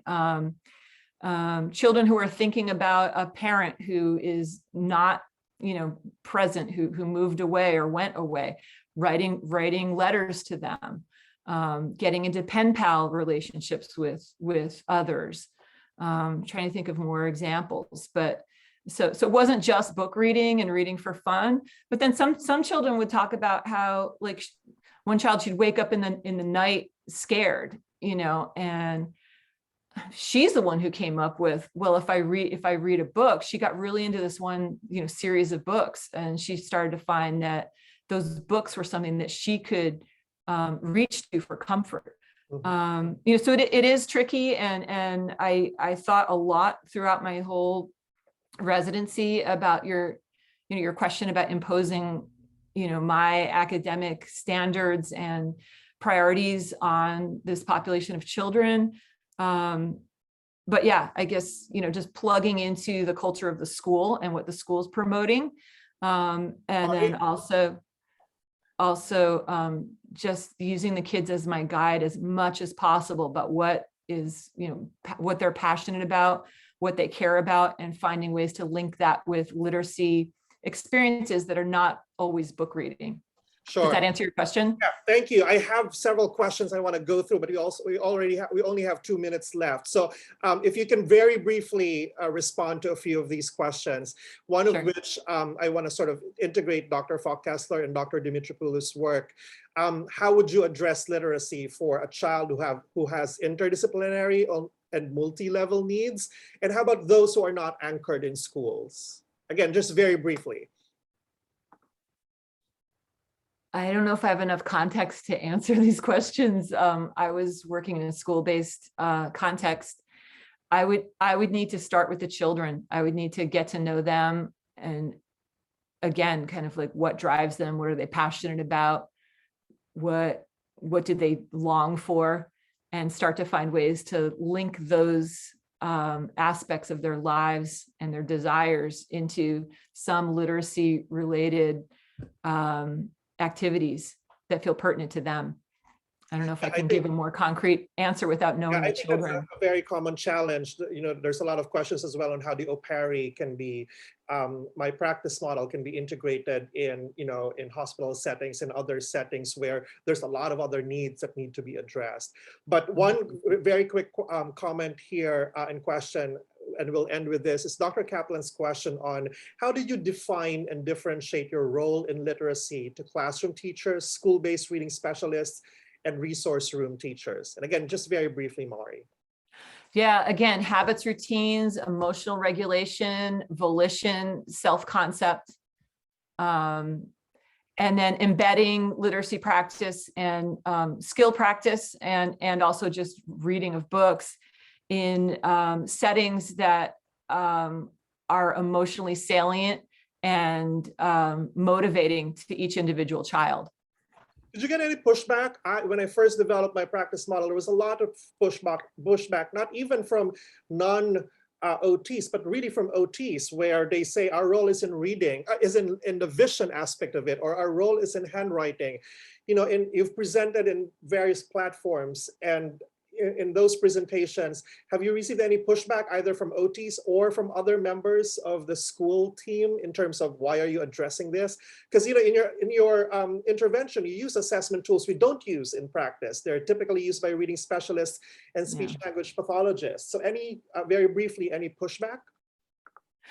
I've never gotten pushback from any OT in any of my presentations. I've gotten incredibly enthusiastic responses from OTs saying this is fabulous, this is needed, we want this. Within the school, I didn't get pushback. I sometimes got confusion. That's not what OT looks like. That's not what OTs do. I got like, what do OTs do? And you know, they generally didn't think I was an OT seeing what I was doing. They thought I was some kind of a reading person. So it would open up, you know, opportunities for great conversations. But there's so much need in the school, and all the adults working in the school were very caring, very overextended. And I think we all just really felt like we were in it together. Like let's do our best by these children every single day. And anyone in that school seeing somebody who is dedicated, focused on the kids and bringing something positive to them was just open arms and very, very, very accepting of my efforts. So not pushback, but sometimes confusion about how is this OT. Sure. All right, excellent work. Thank you, Mari. That concludes your scholarly discussion. Congratulations, Dr. Arneau. Excellent presentation and excellent work. I'm going to give you a few minutes to go over the chat. There's still a few questions in there you might want to address directly with them. We're going to go on a short break, about 7 minutes. We're going to continue at 11:40 with our third presenter. Just take note, because of the logistics of this, I will not pause the recording. So during the break, when you want to say messages, etc., just be cognizant that the recording is still going on. Okay, we'll see you all back here at 11:40. Thank you.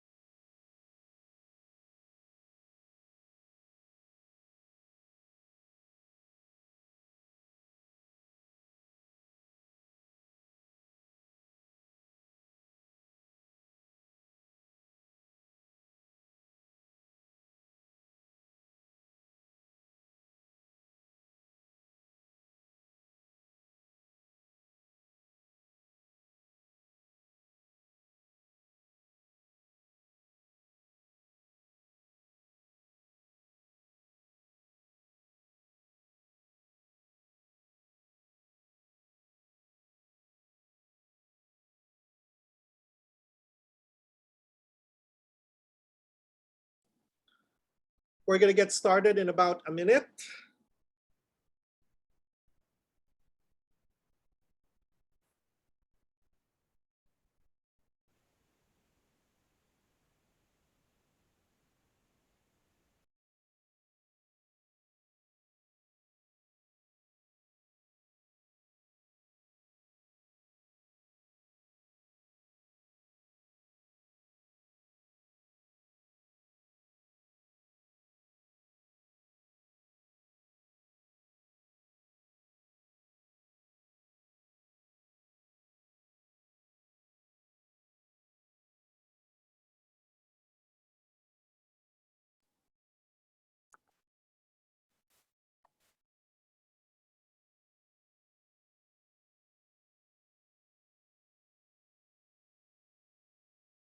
All right, everyone, we're going to get started. Before I turn it over to our next candidate, I just want to very briefly acknowledge the attendance and presence of our Chair of the Department of Rehabilitation and Regenerative Medicine, Dr. Joel Stein. Dr. Stein, thank you for joining us today.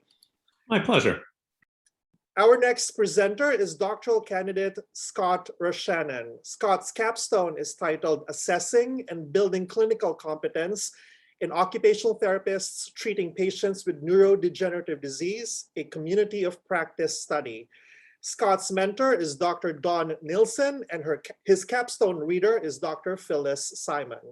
Scott, you have the space.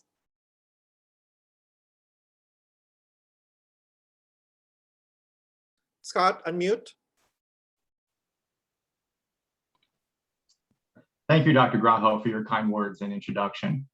I applied to Columbia University's Doctorate of Occupational Therapy program due to its unique focus on cognition, which sets this program apart from others. My goals upon entering this program included: one, to investigate and research the impact of cognition on functional performance for patients with ALS and other neurodegenerative diseases; and two, to improve my clinical knowledge and skill for conveying occupational therapy's unique perspective on health and function for the purpose of connecting with and leading other healthcare professionals in the development of clinical programs based in best practice; and three, become an agent of change for all clinical disciplines at Penn Medicine at Home by leading and inspiring others in elevating their clinical practice and setting new standards for the entire home health industry in addressing person, environmental, social, structural, and contextual factors that impact occupational performance. My capstone project, as you had just mentioned, is titled Assessing and Building Clinical Competence in Occupational Therapists Treating Patients with Neurodegenerative Disease, a Community of Practice Study. Neurodegenerative diseases include Parkinson's, multiple sclerosis, and amyotrophic lateral sclerosis, amongst others, and they are becoming more prevalent with the advancement of modern medicine and a population that is growing older. These illnesses affect millions of people worldwide and can result in profound, progressive, cognitive, and sensory motor impairments affecting all occupational domains. The loss of function not only impacts all aspects of life for patients and their caregivers, but also contributes to increased hospital admissions and long-term institutionalization, which increases the total cost of healthcare and places additional economic burden on society. I will go into greater detail on the methodology and results of my capstone project, but I will first summarize my journey through the OTD program to demonstrate how my coursework and completion of these educational artifacts supported the development of my capstone project and assisted me in becoming an agent of change. During methods of teaching, I developed a teaching philosophy based on principles of adult learning theory, intended to be used when educating caregivers of patients who have ALS. This teaching philosophy makes use of Knoll's theory of andragogy in order to improve the transfer of skills and knowledge from the occupational therapist to the caregiver and ensure that caregiving strategies are assimilated and operationalized during tasks and activities that comprise the role of caregiving. This teaching philosophy is intended to assist these adult learners in better managing their role as caregiver, develop internal motivation for the role, and build experience upon which to draw from and engage in self-directed learning. This teaching philosophy was the first educational artifact that I completed and has since evolved throughout my time in the Columbia OTD program. For example, ethics and occupational justice demonstrated the need for OTs using this teaching philosophy to expand their role from educating caregivers on skills and strategies for the role of caregiving to directly addressing occupational imbalances experienced by the caregiver. As OTs, we must assist caregivers in prioritizing and organizing activities, creating efficiencies, and for pursuing resources that offer respite for their own engagement in a variety of occupations focused on their own needs and self-care in addition to the occupation of caregiving. While taking ethics and occupational justice with Dr. Falk Kessler, I had the opportunity to write and publish a chapter with Dr. Graho on ethical decision-making in occupational therapy. The theories and concepts that we learned and explored in the occupational justice course, along with writing this chapter, enhanced my clinical and ethical leadership skills for identifying and understanding societal and other structural barriers that impact and influence cognitive functioning and occupational performance. Many of these concepts were implemented into my communities of practice educational program, especially the module on caregiving. During advanced evidence-based practice, I completed a scoping study of the available literature summarizing the characteristics and features of assessment tools used by healthcare providers to measure cognitive status in patients with ALS. The results of this scoping study were reported in a mini critically appraised topic paper. The aim of the study was to, one, identify the types of cognitive assessments being used in research to measure cognitive decline in patients with ALS, two, determine the types of ALS cognitive profiles identified in the literature measured by each assessment, and three, identify if measurement error was inherent in the assessment. A systematic review of the literature by Fieldman revealed 5 types of ALS cognitive profiles. These include deficits in speech fluency, language, social cognition, executive functions, and verbal memory. According to Meyer, many traditional assessments used to measure cognition in patients with ALS are not sensitive to these 5 cognitive profiles and have inherent measurement bias from not accounting for the loss of sensory motor skills and dysarthria, which are 2 prominent signs of ALS. After searching the bibliographical databases PubMed, Embase, and PsycInfo using predefined criteria, 10 studies underwent full review.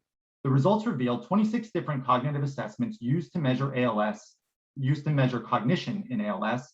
The most commonly measured cognitive profile was executive functioning, which was in 17 of the 26 assessments identified. Speech fluency, language, social cognition, and verbal memory were measured in fewer than half of the 26 assessments. Measurement bias was a factor in 43% of the assessments, and the most common measurement bias identified was bulbar limitations, either alone or in conjunction with motor limitations. And the Edinburgh Cognitive and Behavioral Amyotrophic Lateral Sclerosis Screen was found to measure all 5 cognitive profiles of ALS while implementing procedures to control for measurement bias.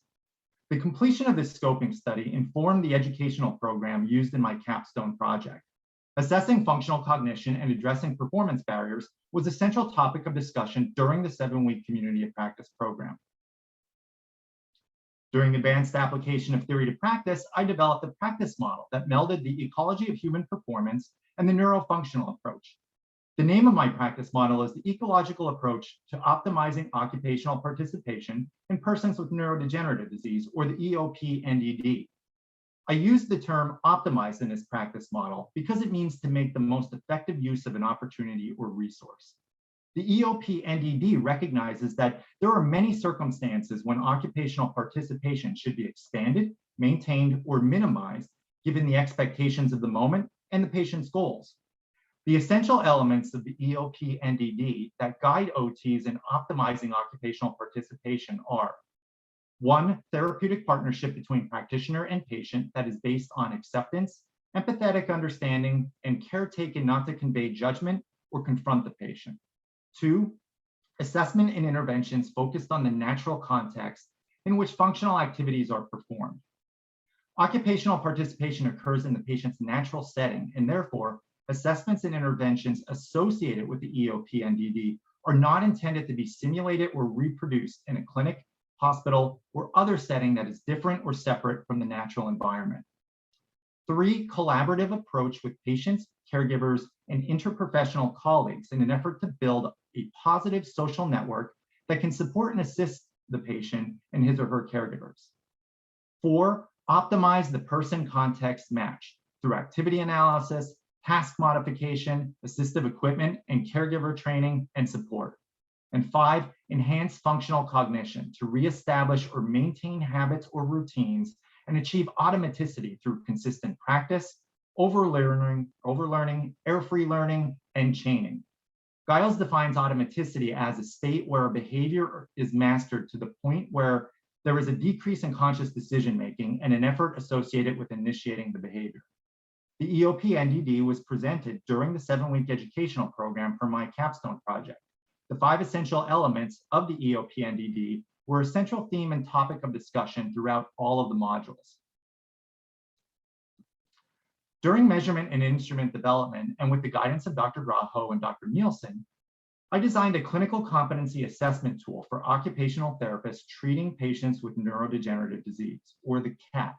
The CAT is a 24-item self-assessment tool that is intended to measure clinical competence of OTs from novice to expert therapists.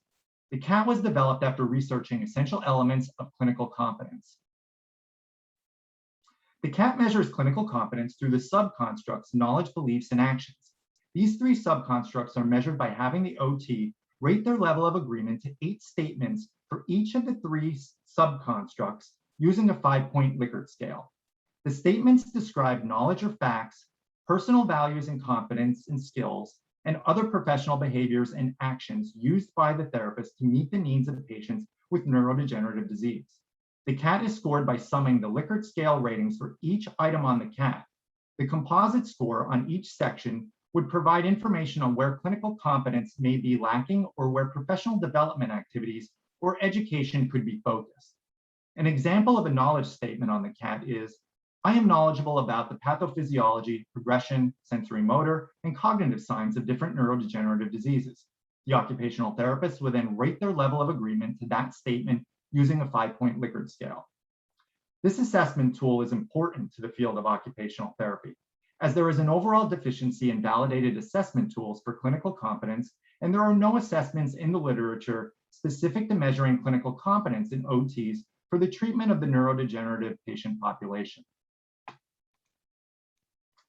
I completed a preliminary content validity study for my assessment tool that was accepted for publication and is currently in press for the Open Journal of Occupational Therapy.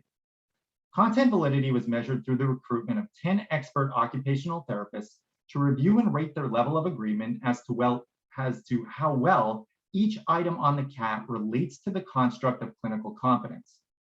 Classical test theory was used to test for content validity. A content validity ratio, or CVR, was quantified for each item on the CAT based on the number of participants who rated the item as essential for measuring clinical competence. 10 participants in this study calls for a CVR value of 0.62 for statistical significance, meaning that at least 9 out of 10 of the participants would have to rate the item as essential. In addition, the participants were encouraged to provide comments on the items of the CAT. These comments were then used for qualitative review to provide more information on why an item was rated higher or lower than others.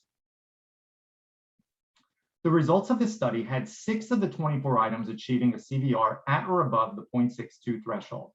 3 of the 24 items were above 0.62 and scored a perfect 1.0.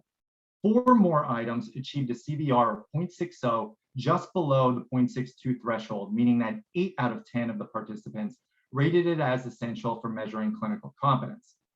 These results indicate that the CAT has some degree of content validity in its initial form, with items pertaining to knowledge of disease progression, clinical judgment, and clinical skills earning the most essential ratings from the participants. The items with the lowest ratings pertain to clinical leadership and advanced professional behaviors. The comments from the participants indicated that these items pertaining to advanced professional behaviors may have been due to a misinterpretation amongst the participants that the assessment tool was intended to only measure basic competence for novice therapists, as opposed to measuring competence across the spectrum from novice to expert clinician. For example, some comments included things like, "This seems to be an advanced competency," or "Novice therapists do not need to be doing this in order to treat this population." In addition to this study being published in the Open Journal of Occupational Therapy, a 45-minute oral presentation of the CAT was presented on December 4th, 2020 at Columbia University during the Dr. Janet Falk-Kessler Distinguished Lectureship. I will now move on to my capstone project. Insufficient evidence-based research in combination with the broad scope of occupational therapy academic programs has resulted in disparities in clinical knowledge, confidence, and skills of some therapists in addressing performance barriers for patients with neurodegenerative disease. Compounding this issue, it can take up to 17 years for new research to be incorporated into clinical practice. There is a need for more established learning and mentoring systems to build knowledge and competence of OTs who have limited experience in treating this patient population. Communities of practice have been useful in multiple industries as an efficient model for transferring skill and knowledge and for building competence in others. Communities of practice, as defined by Wenger, are established social learning systems that build knowledge and competence through a sense of common purpose, mutual engagement of learners, and a sharing of resources. Communities of practice have been shown in multiple studies, for example, Basic 2015 and Graho 2016, to reduce the time it takes for OTs to apply new knowledge and research to practice and develop leaders that positively impact the clinical practice of other therapists. My capstone project investigated changes in clinical competence for a cohort of 13 home health OTs who underwent a 7-week educational program focused on treating patients with neurodegenerative disease. The study took place at Penn Medicine at Home, part of the University of Pennsylvania Health System, providing home health services to a census of about 3,500 patients across southeastern Pennsylvania and central New Jersey. A single group pre-test, post-test, mixed methods design was used to measure changes in clinical competence of the participants, as measured by the CAT, and a qualitative analysis of pre and post-intervention treatment summaries prepared by each participant. The 7 modules that comprise the community of practice occurred via Microsoft Teams. The meetings all lasted at least 90 minutes and included lectures, videos, facilitated discussions, collaboration, and reflection activities. The modules focused on OT theory, ALS, MS, Parkinson's disease, caregiver engagement and caregiving across the lifespan, goals of care discussions, and a discussion on a proposed home health protocol for this patient population. This slide summarizes the quantitative results. A Wilcoxon signed rank test was used to compare pre and post intervention CAT scores for each of the 3 sections of the CAT: knowledge, beliefs, and actions, as well as the total overall scores. The p-value for statistical significance was set at less than 0.05. After participating in the 7-week community of practice, there were significant changes in the participants' knowledge, beliefs, and actions, indicating statistically significant changes in clinical competence for this cohort of 13 OTs. The most significant changes occurred in the participants' knowledge, followed by actions, then beliefs. Though a complete qualitative review is planned for all pre and post intervention treatment summaries, I will report on a preliminary qualitative review. Deductive thematic analysis was undertaken on 3 of the 13 treatment summaries through use of the codes knowledge, beliefs, and actions, as these are the 3 subconstructs used by the CAT to measure the latent variable clinical competence. The summaries were systematically and meticulously searched for statements that corresponded to the 3 codes. For example, statements that demonstrated evidence and development of new knowledge, new beliefs or confidence, and statements indicating action, such as carry out, approach, execute, or use. Statements pertaining to the 3 codes were identified and highlighted in the text. All of the statements, labeled and categorized by the 3 codes, were tallied, then carefully reviewed and analyzed for commonalities and themes that substantiated a change in clinical reasoning, decision-making, or practice. The results of the preliminary qualitative analysis provided further evidence that this 7-week community of practice was effective at producing an observed change in clinical competence. From the 3 treatment summaries, there were 9 statements that indicated development of new knowledge, 19 statements indicating new or emerging beliefs in their confidence, and 24 statements that demonstrated application of new knowledge through action. This slide summarizes the themes corresponding to the 3 codes. There were 2 themes that corresponded to knowledge, specifically knowledge of disease progression, impact on function, and awareness of OT theory and interventions. There were 2 themes that corresponded to beliefs, specifically new confidence in their abilities to foster positive and supportive social networks for patients, and a general increase in confidence in their abilities to treat this patient population. There were 3 themes that corresponded to action, specifically use of strategies to improve collaboration, increased use of community resources, and directly addressing functional performance. The significant changes in perceived clinical competence, as evidenced by the scores on the CAT and a preliminary qualitative analysis of pre and post intervention summaries, support the conclusion that participating in this 7-week community of practice had a positive impact on clinical competence and practice for these OTs. My future plans are to complete a full qualitative review for all 13 treatment summaries, update the manuscript, and submit this study for publication. And this final slide details the Columbia University Post-Professional Doctoral of Occupational Therapy curriculum.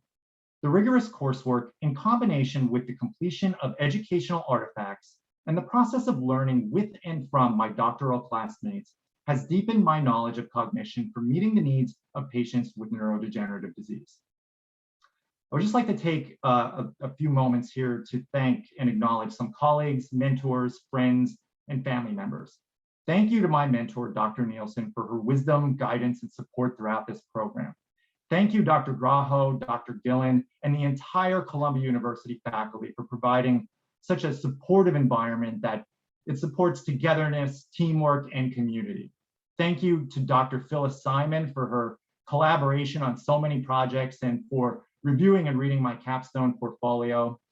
I want to acknowledge all of my colleagues in the OTD program. I have learned so much from each one of you. Thank you to Arlie Johnson and Dr. Sandra Jost for your mentorship throughout my career.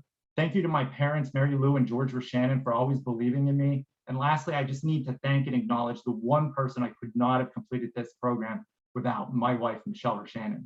Thank you so much.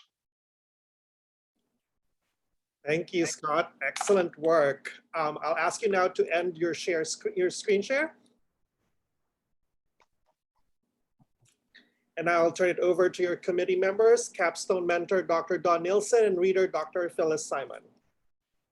Thank you, Dr. Graho. Scott, I just want to start by saying that it's truly been a pleasure working with you over the past couple of years. You came into the program as a seasoned clinician and administrator, and I watched you challenge your assumptions and existing knowledge, integrate new knowledge, and create works that are already influencing clinical practice. So kudos to you. We've spent a lot of time discussing your work, so I really only have 2 quick questions for you. First, I know you're still in the process of analyzing the qualitative data, so your thoughts on this might change. But I was wondering why you think the participants had the greatest change in the knowledge composite score as compared to the beliefs or actions scores.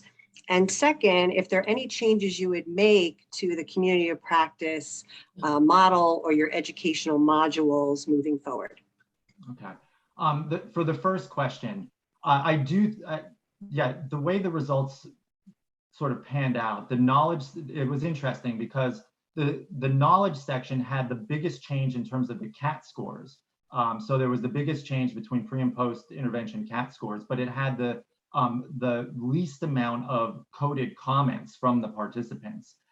When I think through the CAT and how it measures knowledge, beliefs, and actions, I think that knowledge might be a little bit easier to change. There was, although it was a community of practice, there was some lecture involved in it, and we did discuss a lot of OT theories and specific interventions that were based in best practice. And I think that that might have been a little bit easier for the participants to sort of absorb and start to take in. So I'm not surprised that on the CAT, given the statements, that they ended up rating their knowledge as higher. And I also think it's sort of internal to them. Like when you go in as a professional, or really anybody in any field, you go into education and you're expected to gain new knowledge. You have an expectation amongst yourself to advance your knowledge. So I think as they were answering these questions and reflecting on the community of practice, that's the reason why knowledge had the largest results. From the perspective of what I would change in the community of practice, I mean, there's so many other neurodegenerative diseases, and patients who have these diseases struggle in so many ways. We did have a module on caregiving, which really included a lot of structural and societal barriers that patients and their caregivers face in being able to, just have a quality of life at home. I do think that, I would have liked to added in more interventions and spend a little bit more time in having those discussions about how we as occupational therapists can better address those impairments. So, and the other thing I would just, add in is just, just as occupational therapists, I think that we focus sometimes, or we're expected to focus a lot on just basic ADLs and self-care. And I really wanted the modules to really encapsulate everything that occupational therapists can do for not only these patients, but all patient populations, especially in home health.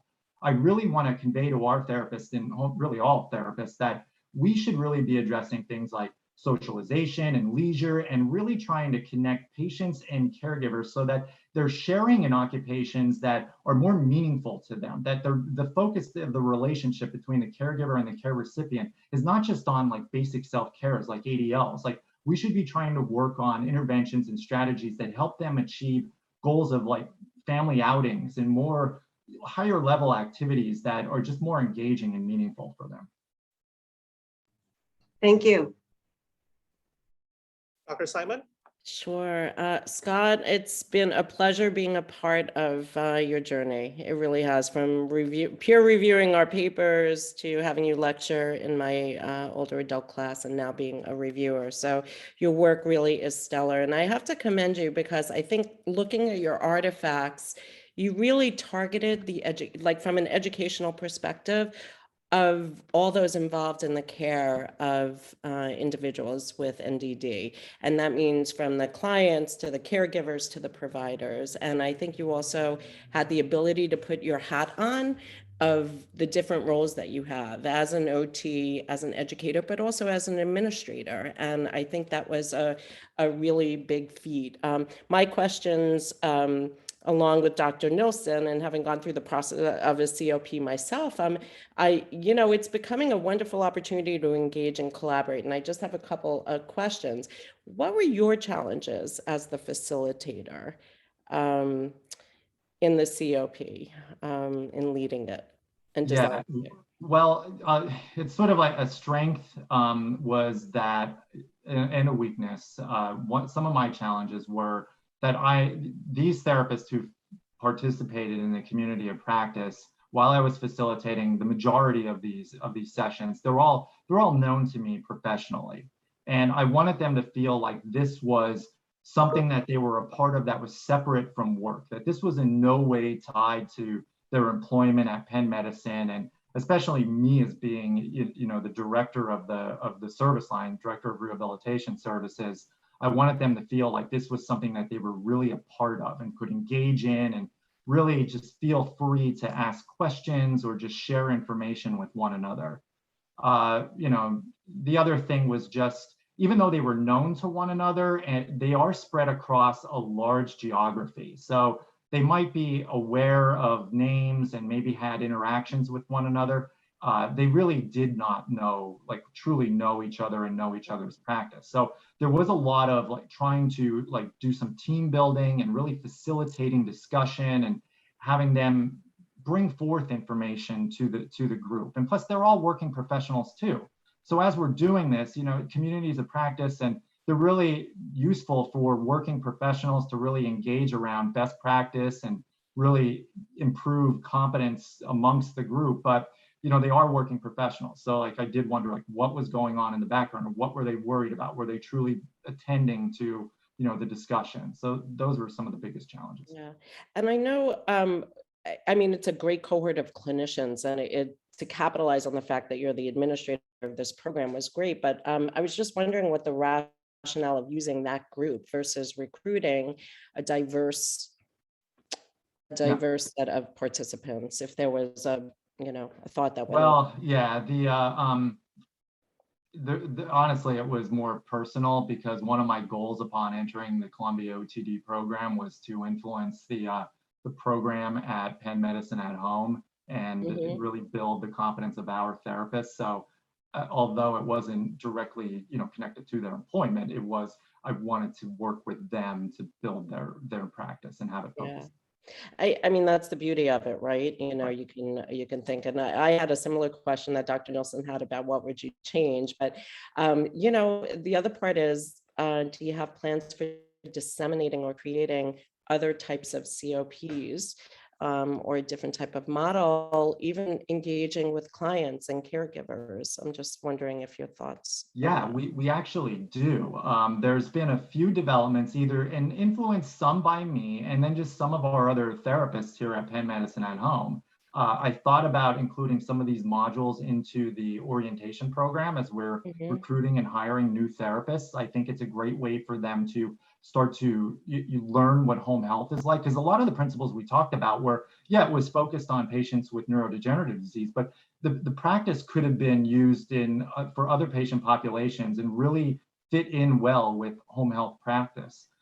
We also have, we've had this for many years, but we do have a special interest group sort of section at Penn Medicine at Home, and we give the opportunity to others like frontline clinicians to lead these groups and really start to use, it's sort of a community of practice type of approach where they're sharing information and presenting information to others. But I would really like to structure it better, really trying to get down to the elements of what a community of practice really is and use that model for that program as well. Yeah, that's great.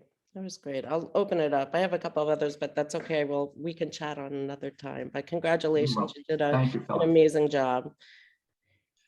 Hi, Scott. I have a couple of questions. One is a little bit more multi-pronged, but I'm very curious about the personal narratives of the attendees. So you mentioned that one of the sort of components of every session was a reflection activity. So this is a multi-pronged question, is that share with me some of the reflections of the participants, every module. What were some of their comments? What were some of their aha moments and experiences? And then the other part is that part of a community of practice is sharing of resources. What kinds of resources were shared during the session? So give us a look of what's happening in the sessions. Yeah, a lot of it there was a big focus, and I think that this speaks to the fact that these were home health clinicians. So you think about home health, yes, it's in the natural context. I think you have a great opportunity to impact function in the patient's home and directly impact function. You're not simulating anything. It's not at a clinic or at a hospital. But the thing is, it's one-on-one treatment, and often you're there with the patient and or their caregivers. There's a lot of questions being thrown at you. You're taking vitals, and there might be medical issues that aren't. I mean, it's within your scope of practice, but you might not be the most knowledgeable about. So collaboration was a major theme in the participants' comments, and I think that just speaks to the fact that these are home health occupational therapists. So just some examples are in the actions section. So statements coded as action. One of the comments was, in terms of community of practice, I would focus on connecting her with the MS Society as a means of acquiring equipment that was difficult to obtain for the patient due to insurance difficulties in obtaining DME. There was another comment that was, I would have collaborated with and involved the PT in further discussions with the patient on disease progression, planning, and assisting in planting the seed for environmental change that may benefit the patient down the line, so that we were all on the same page. And then there were just general comments about their beliefs. One of the ones that I really liked was, really made me think this truly was, it's so basic and simple, but I was like, this is really, this was a successful program after reading this belief statement where the therapist had said, after participating in this program, I now feel more confident. I feel very confident to treat a patient with the same diagnosis. And another thing, and this, I've been talking about literature review and being connected to evidence-based practice, and part of the program and sharing of resources was identifying as a Penn Medicine employee what we have at our disposal in terms of just searching the literature and being, having the opportunity to explore evidence-based practice. So one of the comments in the knowledge section was, I am now aware of so many more research resources I can use as a Penn Medicine employee, and have already looked to them to help with treatment planning. So I thought, wow, like that is just excellent. I was so happy with that one. Other items that were shared was just like how to get a wheelchair evaluation in the home, and what service lines or what companies do this, how to obtain other DME, and just use of the MS Society, the ALS Society, specific people and contacts at those societies that you can reach out to for help, and just items like that. Mm-hmm. One more quick question, and then there are two really good questions on the chat, Scott. So I quickly look at your results, about 9-point change in knowledge and about 6 or 7-point change in the beliefs and actions of the therapist aggregated. I'm curious about some of the belief or action questions that changed the least pre-test and post-test. What were some of those, if you could remember, some of those areas that sort of changed, the needle movement was least, and why do you think that was? Yeah, and keeping in mind that when I designed this assessment tool, I really wanted it to capture competence across the spectrum. I made mention of that it was from basic to advanced clinical practice. And some of the items that are on there are action statements or confidence, where you're rating your confidence for pretty, advanced scholarly activities, such as presenting at conferences or leading other therapists and influencing the practice of other therapists. So those items did change the least. And I think that's to be expected. Yeah. We really, the cohort that I had, the 13 OTs, really spanned from new to practice therapists to really advanced clinicians. So those are the ones like really advanced sort of like scholarly activities that changed the least. Yeah, and the modules were like a week apart or a week apart. Yeah. We did have to change a few days just so it wasn't exactly 7 days, just based on availability. And they lasted, 90 minutes. Yeah, so I think for a 7-week program, I think that's great because it's just 7 weeks. Unlike in Dr. Simon's, where it's one module a month, there's 5 months by which they have that time to really percolate on beliefs and action systems. So really in 7 weeks, that's really commendable change. A couple of questions I want to address on the chat. One is from Dr. Kaplan. How can your competency program be incorporated more in entry-level OT education to move the needle on OT for this population? Yeah, I've given a lot of thought to that, and even I think this was mentioned in the content validity study. I think that this plays a big role in education. And the thing about occupational therapy programs is, starting off, I mean, we're moving towards a doctorate, and but you could have therapists with. It's so broad. Occupational therapists, I mean, we treat everything. I mean, much like others in the healthcare field, pediatrics to adults, and therapists as they enter these programs come with other experiences in other fields, and maybe some are more knowledgeable about these types of diseases and the pathophysiology associated with them, and may come into the field of occupational therapy with more knowledge or even just confidence in their beliefs to either learn this information and start to develop their own sort of like tools or strategies for which they would do so. I think that having to take the CAT, prior to some of the courses might influence the professor or the educator in developing the content, because you might need to focus the content in other areas based on your, what your students, what their current competence is or their experiences are. So it might just influence, that specific class, and it might change. It might change from semester to semester as an educator where your focus is. An excellent question here, and I think Dr. Falk-Kessler is planting a seed for you on your next publication, is that the role of the facilitator and the format of a community of practice are key. And that's always a paradigm shift for anyone who's using a community of practice study or approach. Given your impressive research results, are you considering publishing guidelines for how to conduct a COP? And then I'll add a little bit on that. If you were to publish guidelines, what would you recommend? And what are some of the sort of essential elements for you when running a community of practice? Well, actually, I did not, Dr. Kessler, I did not think about publishing guidelines for a community of practice, but that is a very interesting thought and very good idea.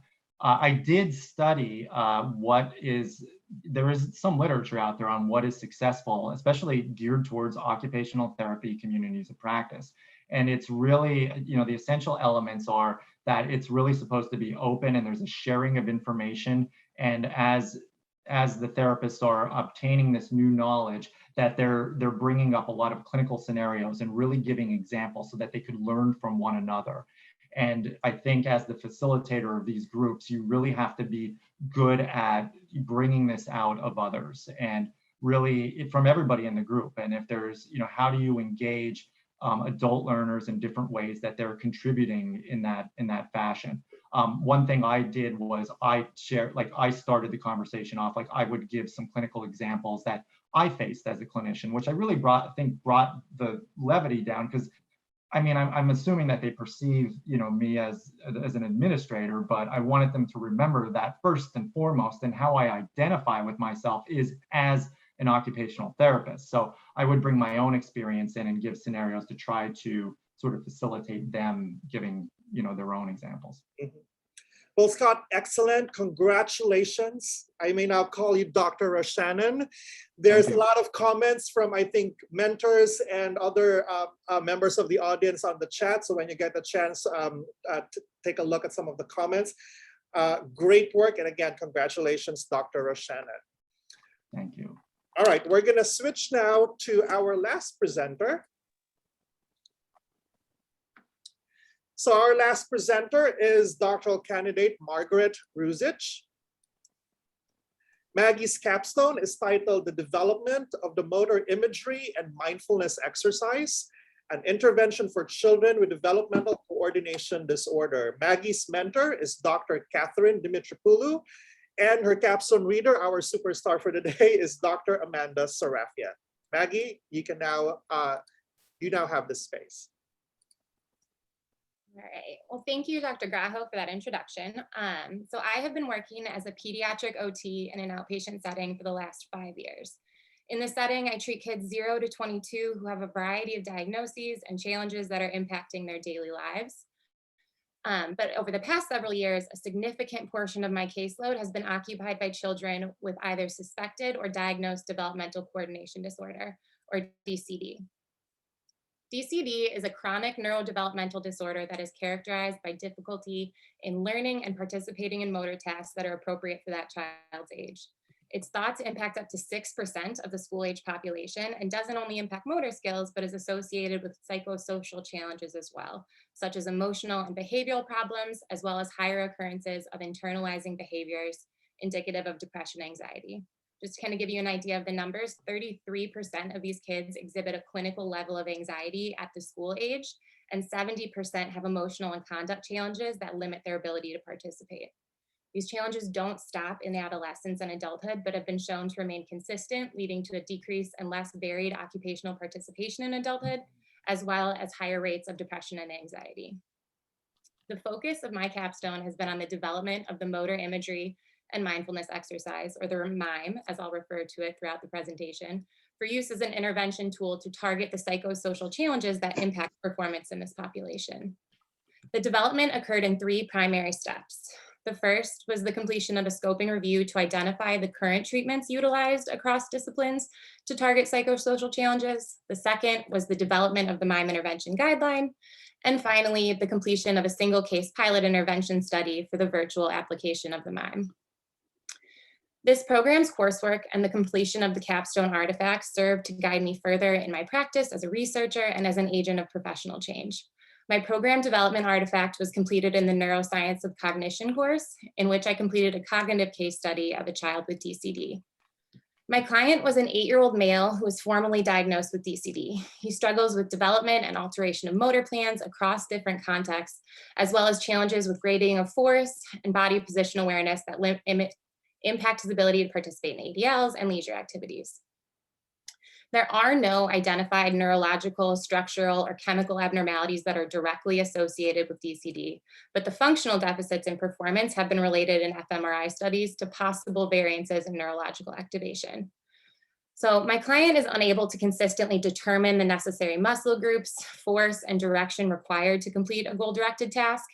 And it's been hypothesized that this may be due to reduced activation in the posterior column pathway that sends information to the primary somatosensory cortex. In order to effectively complete a movement, the somatosensory information regarding the body's position and configuration must be effectively sent and processed in area S1. The client also exhibits difficulty interpreting and modeling actions based on a visual example. This area of difficulty has been theorized to be the result of a possible deficient activation in the mirror neurons in the premotor cortex, specifically area F5. These neurons are intended to activate and provide consequential information regarding the required movement and the expected outcomes of an action prior to the client participating in that activity. However, decreased activation in this area may be related to challenges in interpreting and enacting these movements. The client's positive aspects of cognition include effective auditory processing and verbal communication, as well as age-appropriate metacognitive skills to assess and evaluate his task performance. This self-awareness of performance provides an area of intervention and may be utilized to enhance performance over multiple trials of a task. This portion of the curriculum and the development of the case study served to expand my knowledge of the cognitive process. The information gathered regarding not only the impacted areas of cognition, but the positive components served as the theoretical foundation for much of my further work within the program and the eventual development of the MIME guideline. The educational components of my capstone focused on the development of a philosophy of teaching statement and the completion of a provider in-service. My philosophy of teaching statement was formulated within the methods of teaching course and is guided through the educational theories of progressivism and reconstructionism, adult learning theory, and my own educational experiences. A progressive educational environment uses experiences as a core construct around which learning is built. Education needs to connect directly to the real world conditions for it to be meaningful, motivating, and reflective. Expanding on progressivism, reconstructionism embraces notions of quality and multiculturalism to counteract social injustice. Inspired by these theories, my vision is to create an educational environment in which there's an understanding and expectation that the students will reflect, use, and build upon their current and past experiences, demonstrate the ability and motivation to integrate that new information and revise their thoughts and practices accordingly. The second component of my educational artifact was completed through the development and presentation of a provider-based in-service. I presented a 45-minute in-service to the staff of my clinical residency site regarding the links between coordination challenges, stress, and anxiety. We reviewed the incidence of stress and anxiety within this population, as well as their impacts not only on these clients' daily tasks, but on the treatments we were providing as clinicians. We reviewed a cycle of stress that has been described by adults who are living with DCD when they were interacting with a task that they knew to be challenging. This cycle is depicted at the bottom right of your screen. Within this cycle, persistent negative experiences with a motor task when that task is presented. It then lead to a hyper focus on the future negative outcome and impact the child's ability to perform the task at full capacity, thereby continuing the cycle. Within this in-service, we focused on the identification of different stress signals and evidence-based stress management strategies to intervene into this cycle to promote participation and engagement across independent tasks and treatment activities.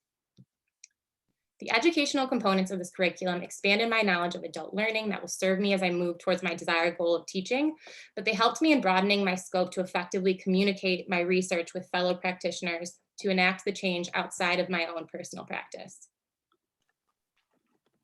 3 components of my evidence-based practice artifacts were met through the development of the MIME guideline, the writing of a grant to fund an in-person pilot study of the MIME, and the completion of a mini-CAT. In advanced evidence-based practice, I completed the search of literature and the mini-CAT regarding the current interventions used across disciplines to target psychosocial outcomes in children with DCD. With Dr. Dimitropoulou, I expanded this into a scoping review that is now publication ready and will be submitted for publication in the Journal of Disability and Rehabilitation. I'm going to focus this time on the results of that scoping review. The aim of this review was to identify the current treatments used to target psychosocial outcomes for children with DCD. Our eligibility criteria were very broad. All that was required was the study be completed between 2005 and 2020, written in the English language. The participants were less than 18 years old. They targeted a psychosocial outcome, and that outcome was measured at pre and post intervention. The PRISMA flowchart is shown here. The search yielded 163 results, with only 12 meeting the inclusion criteria for the study. Studies varied widely in quality, with the majority of the studies being categorized as either poor or fair in quality using the Downs and Black checklist due to most often to insufficient information on the intervention. The interventions could be categorized into 4 common types. The first was co-op, physical activity, virtual, and aquatic interventions. The primary aim of all of the included studies was to enhance motor skills, with nearly all the studies labeling psychosocial outcomes as secondary. Perceptions of physical skills and competence were the most common outcomes measured, and only a single study targeted anxiety, and no studies addressed task avoidance, isolating behaviors, or emotional difficulties. The results of this study indicated a persisting need for interventions that directly target the psychosocial functioning of children with DCD. The presence of psychosocial challenges such as anxiety, avoidance, and poor self-efficacy are key barriers to the daily functioning of this population, and this review found limited interventions that address these outcomes. It is pertinent that further research on the interventions that directly target psychosocial outcomes is conducted to provide effective care for these kids. Development of the MIME guideline occurred across courses, taking form with the more information I gained, and it was finalized within my professional development coursework. As I discussed previously, there are a variety of established treatment protocols for children with DCD, including co-op, neuromotor task training, and sensory integration. However, none of these treatments are centered on motor control, or all of these treatments are centered on motor control and skill acquisition. They do not directly address the behavioral or emotional responses that are seen so frequently within this population. These individual psychosocial factors such as motivation, anxiety, somatic response may limit the effectiveness of interventions on their targeted goals.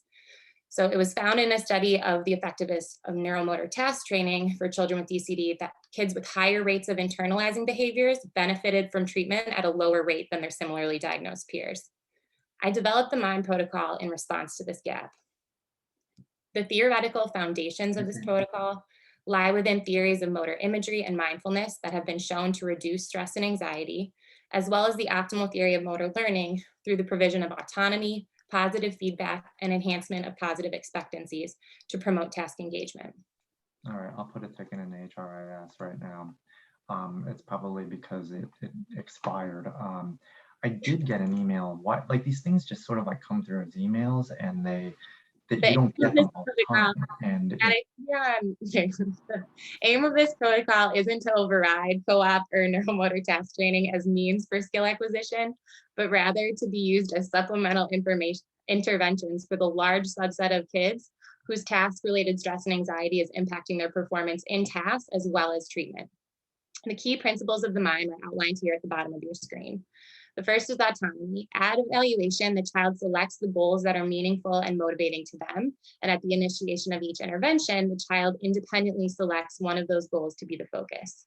Second, a controlled sequence of breath is used to reduce the perceptions of stress and anxiety associated with their chosen task. Motor imagery, the participants use motor imagery to visualize the successful completion of all of the components of a task. The participant then completes self-evaluation of their feelings of stress, anxiety, and self-efficacy following participation in the exercise.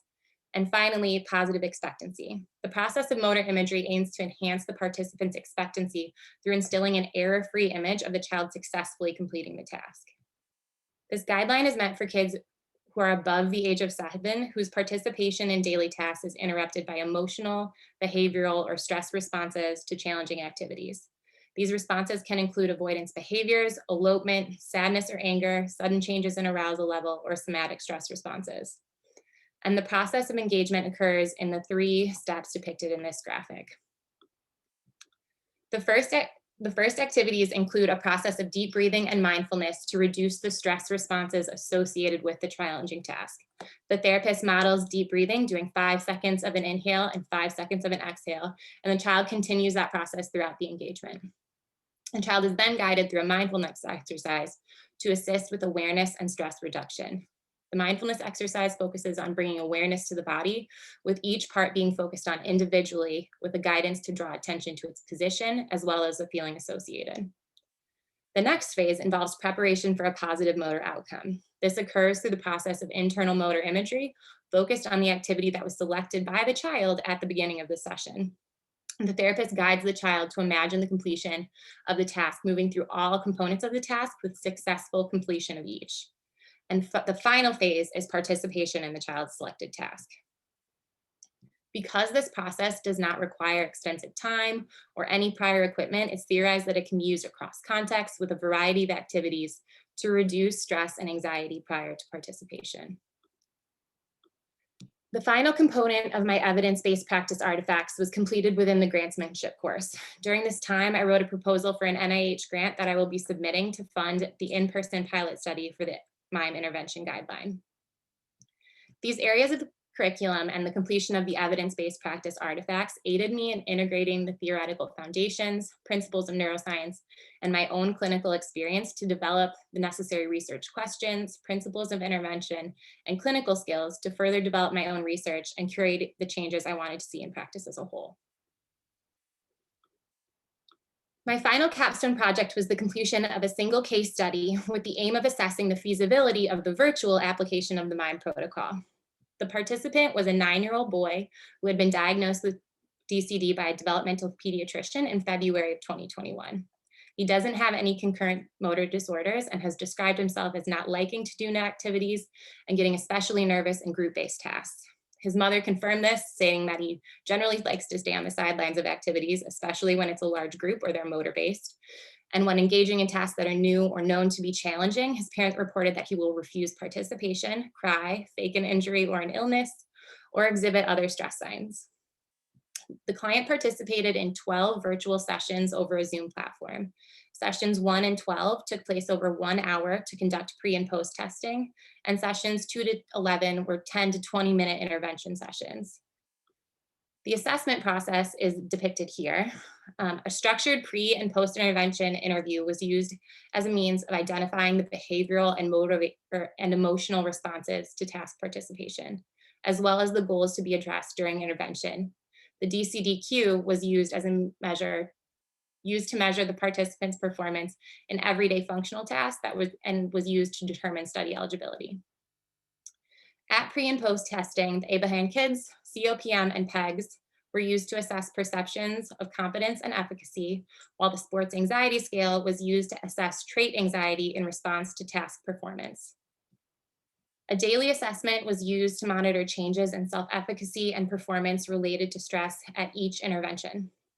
This 5-point Likert scale was used at each intervention to assess how much the child liked their chosen task, how confident they were that they would be successful, and how good they were at it. Following the initial interview and assessment, the child selected 3 goals: riding a bike up and down the driveway, completing 1 pass, and star. Each session began with the child selecting their chosen task for the day. The child would then participate in the MIME guideline following the steps I had outlined earlier: deep breathing, mindfulness, and motor imagery, and finally an opportunity for task participation. During the opportunity for engagement, the goal in the goal-directed task, the parent and researcher provided no cueing, whether visual, verbal, or physical, to correct participation errors or encourage any sustained participation.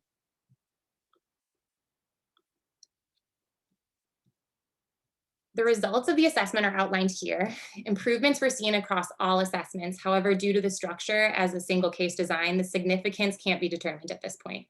In both the COPM and the PEGs, the child showed large increases in perceptions of performance of motor skills, both specific to the selected goals and motor skills in general. A child showed a significantly larger change in perceptions of efficacy across tasks than their parent. Anxiety decreased from pre to post testing, but there were fluctuations in the types of anxiety, specifically in the area of worry. The results of the daily assessments for each goal and attempt are outlined here. These fluctuated significantly over the intervention time. The participants' liking of goal areas increased in both goals 1 and 2, but remained stable in goal 3. Perceptions of confidence and skill fluctuated across attempts in all goal areas across the time of intervention. At the initial session of all 3 goal areas, the participant declined to participate in the activity following participation in the intervention. However, following that, in 5 of the sessions, the participant participated in the task immediately following with the therapist present, or left the session immediately to attempt the task outside. During the remaining 2 interventions, the participant verbalized a desire to participate, but was unable to do so due to weather.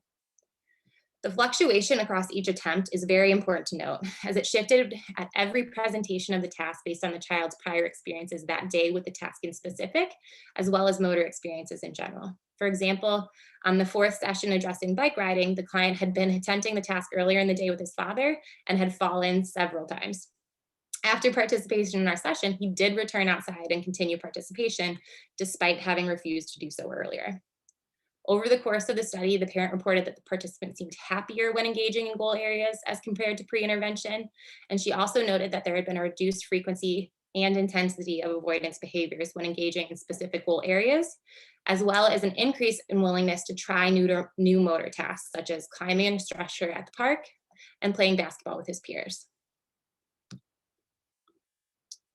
Overall, the findings of this study indicated good preliminary feasibility for the virtual application of the MIME, as the participant was able to execute the intervention plan using the virtual platform, completing motor imagery and attending to the mindfulness exercises, and the parent and child reported an overall positive experience.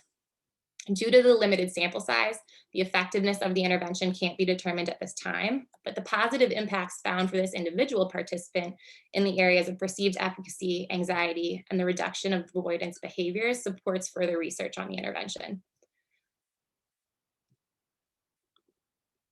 I pursued this doctoral degree to further my skills as a practitioner and gain the necessary background needed to elicit positive changes in clinical practice. My progression through the program occurred in stages, during which I built upon my clinical knowledge to gain a more targeted understanding of the cognitive processes of stress and motor learning, and in turn use that knowledge to conduct research regarding the current treatment practices for children with DCD and establish a theoretical framework. And I finally was able to interweave these to create the MIME intervention guideline for children with DCD. Through this coursework, I feel that I've gained the necessary background to continue not only the further development of this intervention, but to also continue my work towards eliciting the changes I want to see in practice as a whole. Just in closing, I want to thank my husband and my family for all of their help and support over the last 3 years, my daughter for serving as the most necessary distractor and motivator, and I want to thank Dr. Dumas for serving as my mentor, Dr. Sarafian for being my reader, as well as all of the faculty and my OTD colleagues for providing me with feedback throughout the process. Excellent. Thank you so much, Maggie. You can now exit share screen. And now I would like to give the floor to your committee, Dr. Dimitripoulou, your mentor, and Dr. Sarafian, your reader. If you have questions for Maggie, please feel free to start typing them on the chat for the moderated discussion later. Thank you, Dr. Grafo. Maggie, congratulations. I'm gonna keep the floor for very limited time because I've worked with you for the last 3 years, almost day in and day out. So I have very broad questions. And first off is the acknowledgement of your resilience despite all personal, contextual, societal, and health adversities that we had to go through over the past 3 years, and being so persistent and so diligent with your work, very careful, very thorough, very well done. So I'm very proud to have been part of the process. I've learned a lot from you, and I am going to continue working with you because I think this is a very important aspect for our field. So congratulations. My one point here, and I'm going to give the floor to Dr. Sarafian, is what do you think of this aspect of motor imagery, which is kind of unusual, right? Connected to your psychosocial components as part of your interventions. What is driving that decision, right, to bring this motor visualization of the task to the psychosocial parameters of stress and anxiety as the task is being executed? So we went through a lot of process to get to this specific ratio and progression of the intervention. But the main idea was kind of guided through the kids I work with and through all the research on the more qualitative studies of children with DCD that ended with a lot of them expressing that they had never had a positive experience with the motor task. So completing the motor imagery with a positive experience was meant to just kind of serve as a means of giving them that base layer of confidence that they needed to go into the task and do it correctly, or if not correctly, to at least try it. Thank you. And just a quick follow-up, do you think that telehealth, which was the necessary medium, right, given the COVID restrictions for the application of this guideline, was a good way of working with this guideline? It definitely wasn't in my head the ideal way that I wanted to go about this, but it served actually in practice. It went a lot better than I thought it would, because it provided the child in specific with a lot of opportunity to do these tasks directly. When he was working on the monkey bars, he went out to his backyard and was able to do it where he wanted to, rather than coming to the clinic with having to do it with me. So it provided that extra contextual support for him to be able to do it in a more natural environment. But it did kind of make it a lot more challenging for me to assess the stress responses because we were sitting in front of a computer, and it made it just more challenging to see that in general. But for the actual participation, it went pretty well. Thank you. Congratulations again. Dr. Sarafian. Maggie, congratulations. Thank you so much for inviting me to read all of your work. It was a pleasure to read all of your work, and I look forward to hearing your responses to my question and further discussion.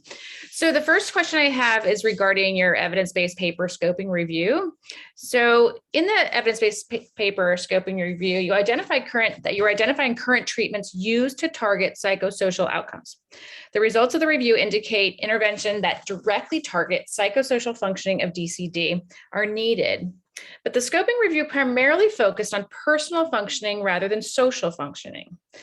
Was there data information regarding social factors or social functioning and interventions discussing social and peer interventions?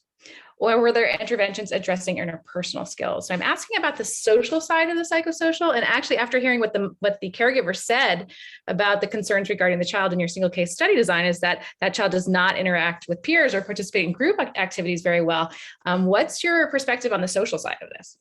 So it would be a lot of like, when you would read the study, they would start and describe all these social challenges that the kids were experiencing. And then when they would go to test them, there really was no actual assessment of the social skills in any of these, which was what we kind of, Dr. D and I noted the whole time we were doing it, was that they weren't measuring what they were aiming to measure in a lot of these psychosocial challenges.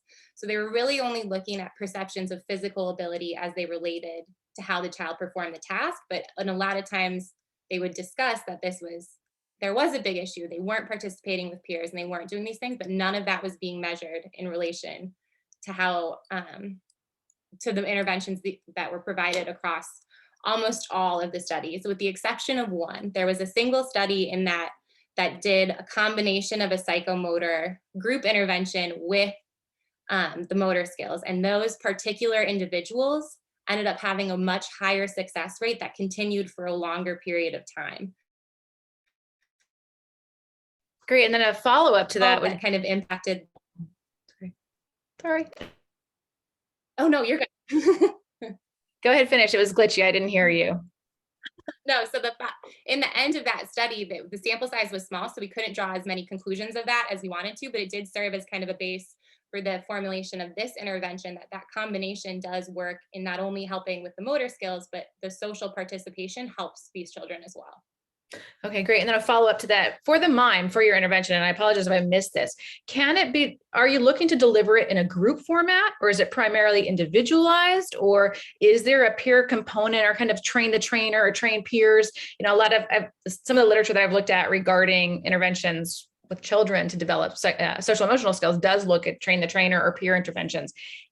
Is that something you would consider within the MIME? And I apologize if I missed that. Yeah, it is something I would consider eventually. What I kind of see this as going forward, and what I wanted for the children that I work with now, is for them to not have to do it with me every time. My end goal is for them to be able to engage in this motor imagery and be able to calm themselves down so that when they're naturally engaging with their peers, they can do it without the stress that seems to be such a large problem for them. So the eventual goal isn't necessarily that we do the MIME intervention with a large group, but that when these individual children go into a group, they can reach that conclusion and kind of do the intervention independently so that they can participate. Great, wonderful. And as I was reviewing your artifacts, I was looking to the OTPF for psychosocial. It wasn't defined in the 3rd edition, but it actually is defined in the 4th edition. So maybe that's going to help support some of this. But anyway, yeah, that was the big part with trying to find in the scoping review and coming up. I'm pretty sure we found 7 different definitions of psychosocial across. So that made it a little bit challenging to refine, but. Okay, great. My second question, you actually spoke to it, was the whole idea of using this via telehealth. So it was due to COVID-19 that you actually implemented this via telehealth. And just reflecting on that, how would this have looked differently face-to-face versus telehealth? And going forward, if you could just reiterate again what you plan on doing. So when I do it, I've done it with kids in person. So the reason the sample size kind of got a little messed up, because at the time, everyone was transitioning from being virtual to being in person. So right after we got the approval, everybody wanted to come back to in person. So then you're like, wait, no. So I had one participant that wanted to continue virtual. And so that was where we went with. And then the other participants, we were able to kind of do parts of the intervention. And so in that, we run through the same process where we're in the clinic and we do the exact same progression. But like I said to Dr. D's question, the main issue that I saw with doing it in person was almost the context part of it was really challenging, because they could bring in something and getting that transfer is already challenging for these kids.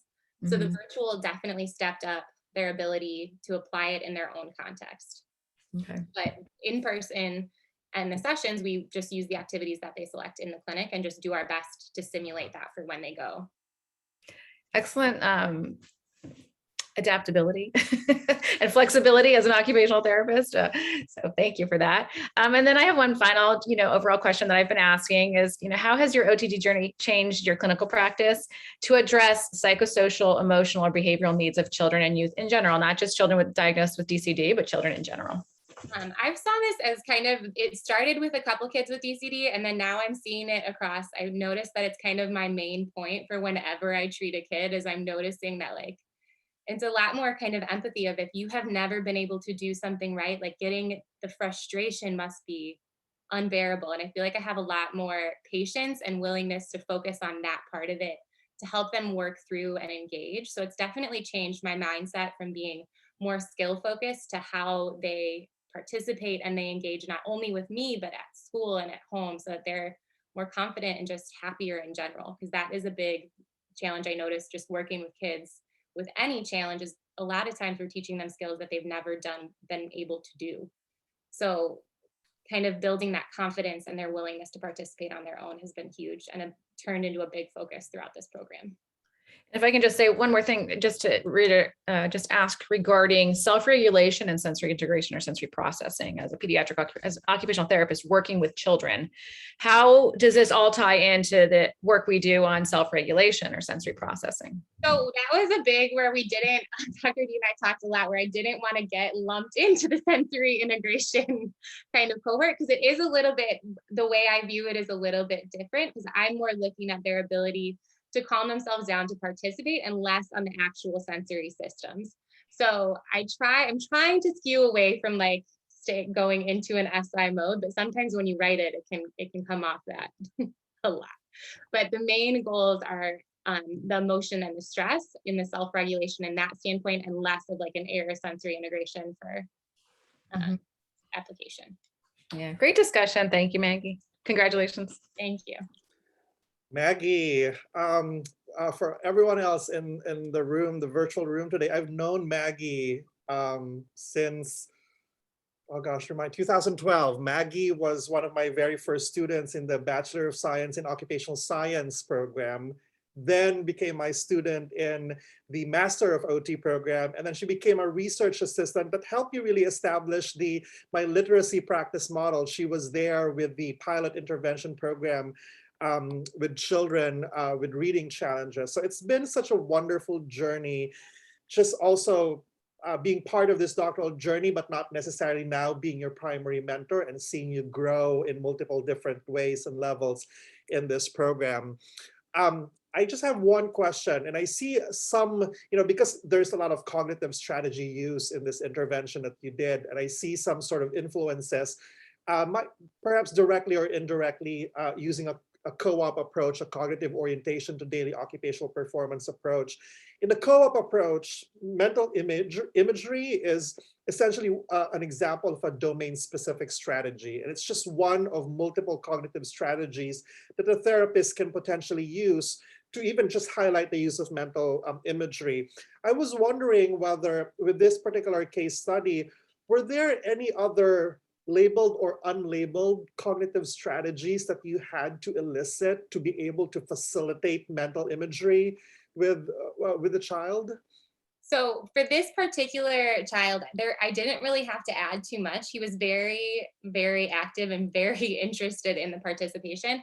I did notice he himself, like when we would talk about riding a bike and we would go through that process, he would put his hands up like he was doing riding the bike and like sit on his feet, and he would actually enact like without the actual bike, but he would go through the process on his own. So I noticed him incorporating the physical aspects of the motor imagery throughout on his own, but I did not elicit any strategies, which as a therapist was extraordinarily difficult to not add any cues or any extra ideas to really make sure that we were honing in on what this particular intervention could do.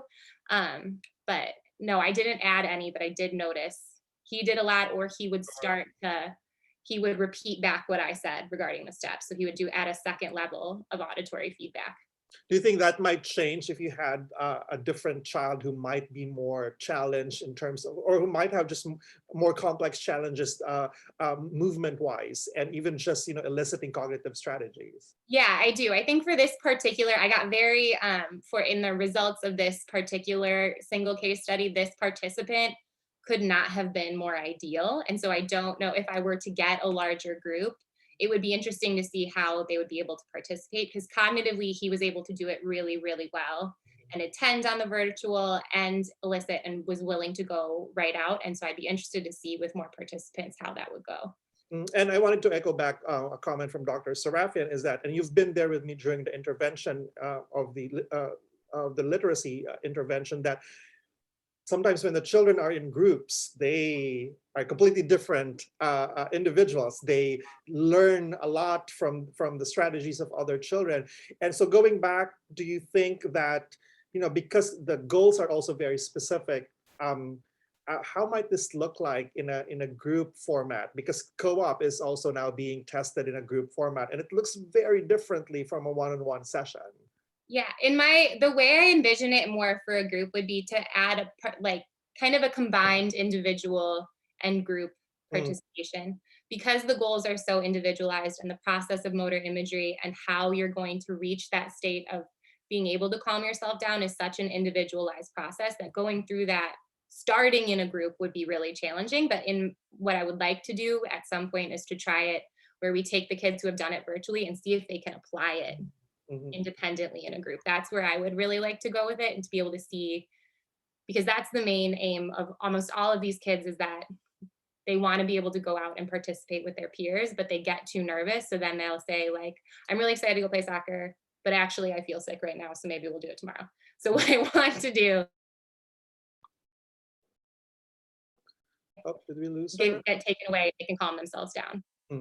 So excellent. Maggie, I want to ask a really good question from Dr. Nielsen. There is some interesting data from adults with reference to the use of the third person or external imagery perspective and increased motivation and enhanced self-efficacy.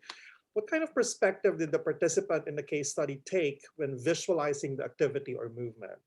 So we discussed very explicitly that he was supposed to visualize himself, but there were times where we would have to do it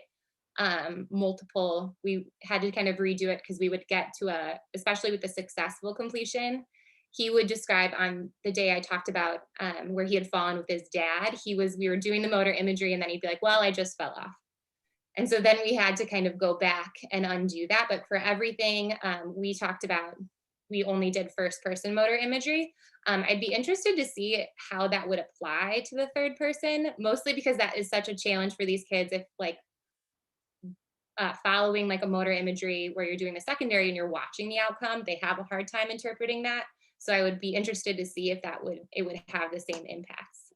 Dr. Nielsen, any follow-up comments on that? Yeah, I think it's something very interesting to think about exploring. I mean, first, can they actually take an external imagery perspective? That would be something, first to take a look at. And if they could, the data does suggest that perspective does enhance motivation, self-efficacy. There's something about seeing yourself from outside of yourself being impactful in the world that enhances that. So it'd be interesting to take a look at that. First, to determine if they can even how can they do it, right? And hold that perspective also. So really great work, Maggie. Fascinating stuff. Thank you. Excellent. One final quick question. There was a question here that just popped up. Did you ever explore or tie in interoception with any of these children as a means of successfully completing motor imagery? We did not. That was something we talked about later in the process after we had formulated. So on the lovely part of this is it's still a draft form of the guidelines. So we're still kind of adding. So that is something we've talked about as incorporating.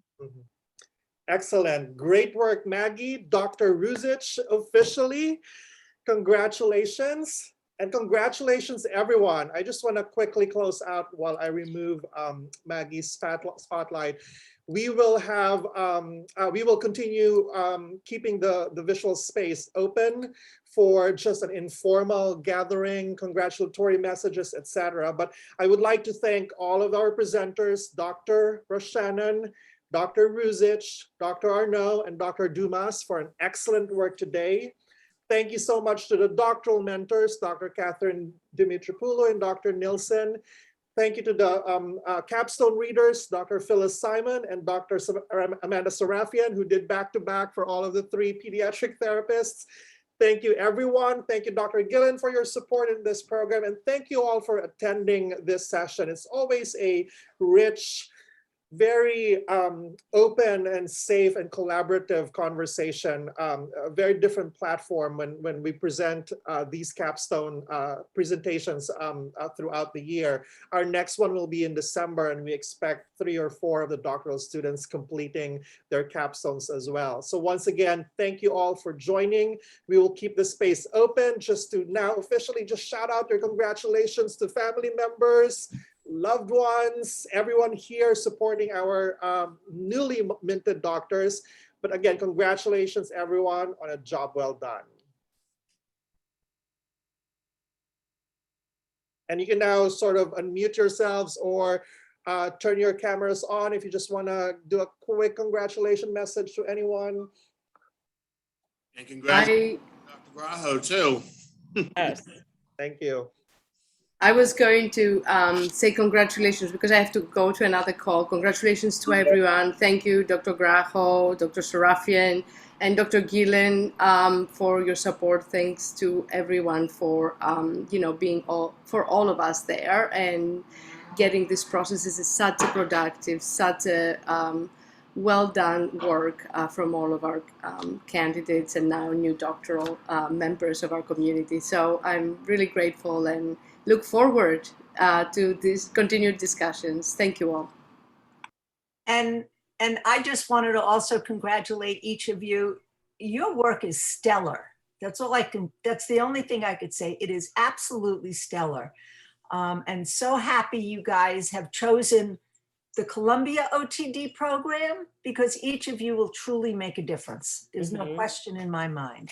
Congratulations to all of you. Like Catherine, I need to get off in a couple minutes for another appointment. And so I did want to just, throw my 2 cents, and I think you all did a fabulous job. Thank you for joining us, Dr. Falk-Kessler. Thank you both. Any other comments from our newly minted doctors? Anything else you want to say? Any of the faculty or anyone who else is still here? What's next? I know, and this is, I'm just, hoping someday when we can all be in person in the future, right, Maggie? Maggie said, Maggie and Scott used to like coming into New York City, right? It's always my favorite part. My end of the semester New York was like the best part. We're gonna have to have one big celebration whenever in person in the future. I didn't want us to end the in-person sessions. I wanted, when we ended that, I was like, I know. Oh, the last time we did a happy hour was still at Coogan's. Yes. So Dr. Gillen, I'm proposing, because we haven't been able to celebrate at the next in-person AOTA, we have one big doctoral party too. How does that sound? I also elect Phyllis as the celebration chair. There you go. Christina, that means you're the co-chair. All right, I'll be there with you. Dancing at AOTA. Don't mind me. I have this vision of you at AOTA dancing with Erica Halpern. I don't know why. I know, Erica. You know me in a party, I'm game. I know that. That's why I said it. Well, congratulations, everybody. It's really the work is very exciting. And Lennon, I think just everything, just the structure of the program, and when you see where all of us start out and where it comes in and how everything is so integrated, it's it really sets the stage for a lot of good things, which you can already see. So. I was going to say, I was going to echo Scott in saying that I'm really grateful to be a part of this community. I think there's nothing else that needs to be said other than you guys really are a family, and I'm really proud to be a part of this. The Steve OT family. Every time I see these, and particularly today, I am super impressed about how productive you all are in a really short period of time. In terms of the publications, the presentations, the reviews, it's really, and working full time, and you all seem to be managing a life at the same time is what I'm hearing. So it's just amazing to me that you can get your head into that space and just hit the ground running and then hit the finish line in such a short amount of time. So it's always shocking in a good way to me, actually. And yeah, it really is. And could I just being on the flip side, also being in the classes and just having to have the opportunity to work with peers, you guys also foster that. And I think it fosters collaboration with people. Dawn texted me, Scott, she also has us reined in already for something. And, I think the ability to it's an important part about collaboration, I think, within the OT world. So, I'm glad I had the opportunity to work with many of you on lots of different levels also. So. Yeah, Scott's coming in a couple of weeks for a celebration. So yeah, let us know if you want to drop by and we could do some of these.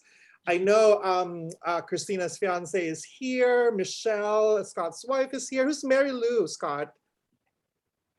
We met Michelle. Michelle was at the... Yeah. Liz's mom, right? Mary Lou is my mom. Yeah. Michelle is my Wasn't wife. Michelle at the happy hour with us? Michelle was at the happy hour. With us. Mm-hmm. That felt like a long time ago. That was a long time ago. Lots Coogan's is closed now, guys. I know. It's really sad. I know. Mari, were you ever in Coogan's there too? Oh, I know Coogan's. I don't remember the exact event that you're talking about. I think it was right before Mari started.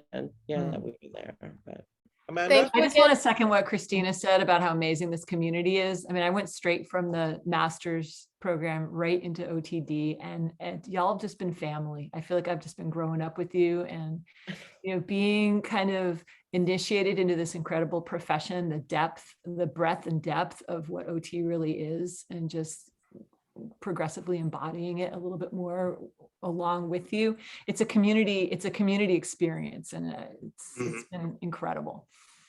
Thank you. Anna? I just want to say I have to run, but thank you so much again for inviting me to read and review all your work. It was really an honor, and I look forward to, reach out to me regarding any of my edits or my comments on your rubrics, and be happy to collaborate or work with any of you. So best of luck. So again, thank you. Amanda, thank you for taking all three of them. Yeah, my pleasure. For real, you were the real MVP. I really enjoyed it. So thank you. That's what happened when all the PEDS faculty are on commission. Yeah. No, thanks again. All right. Thank you, Dr. Bye, Fry. Amanda. Bye. Bye. Okay, now what are you guys doing the rest of the day?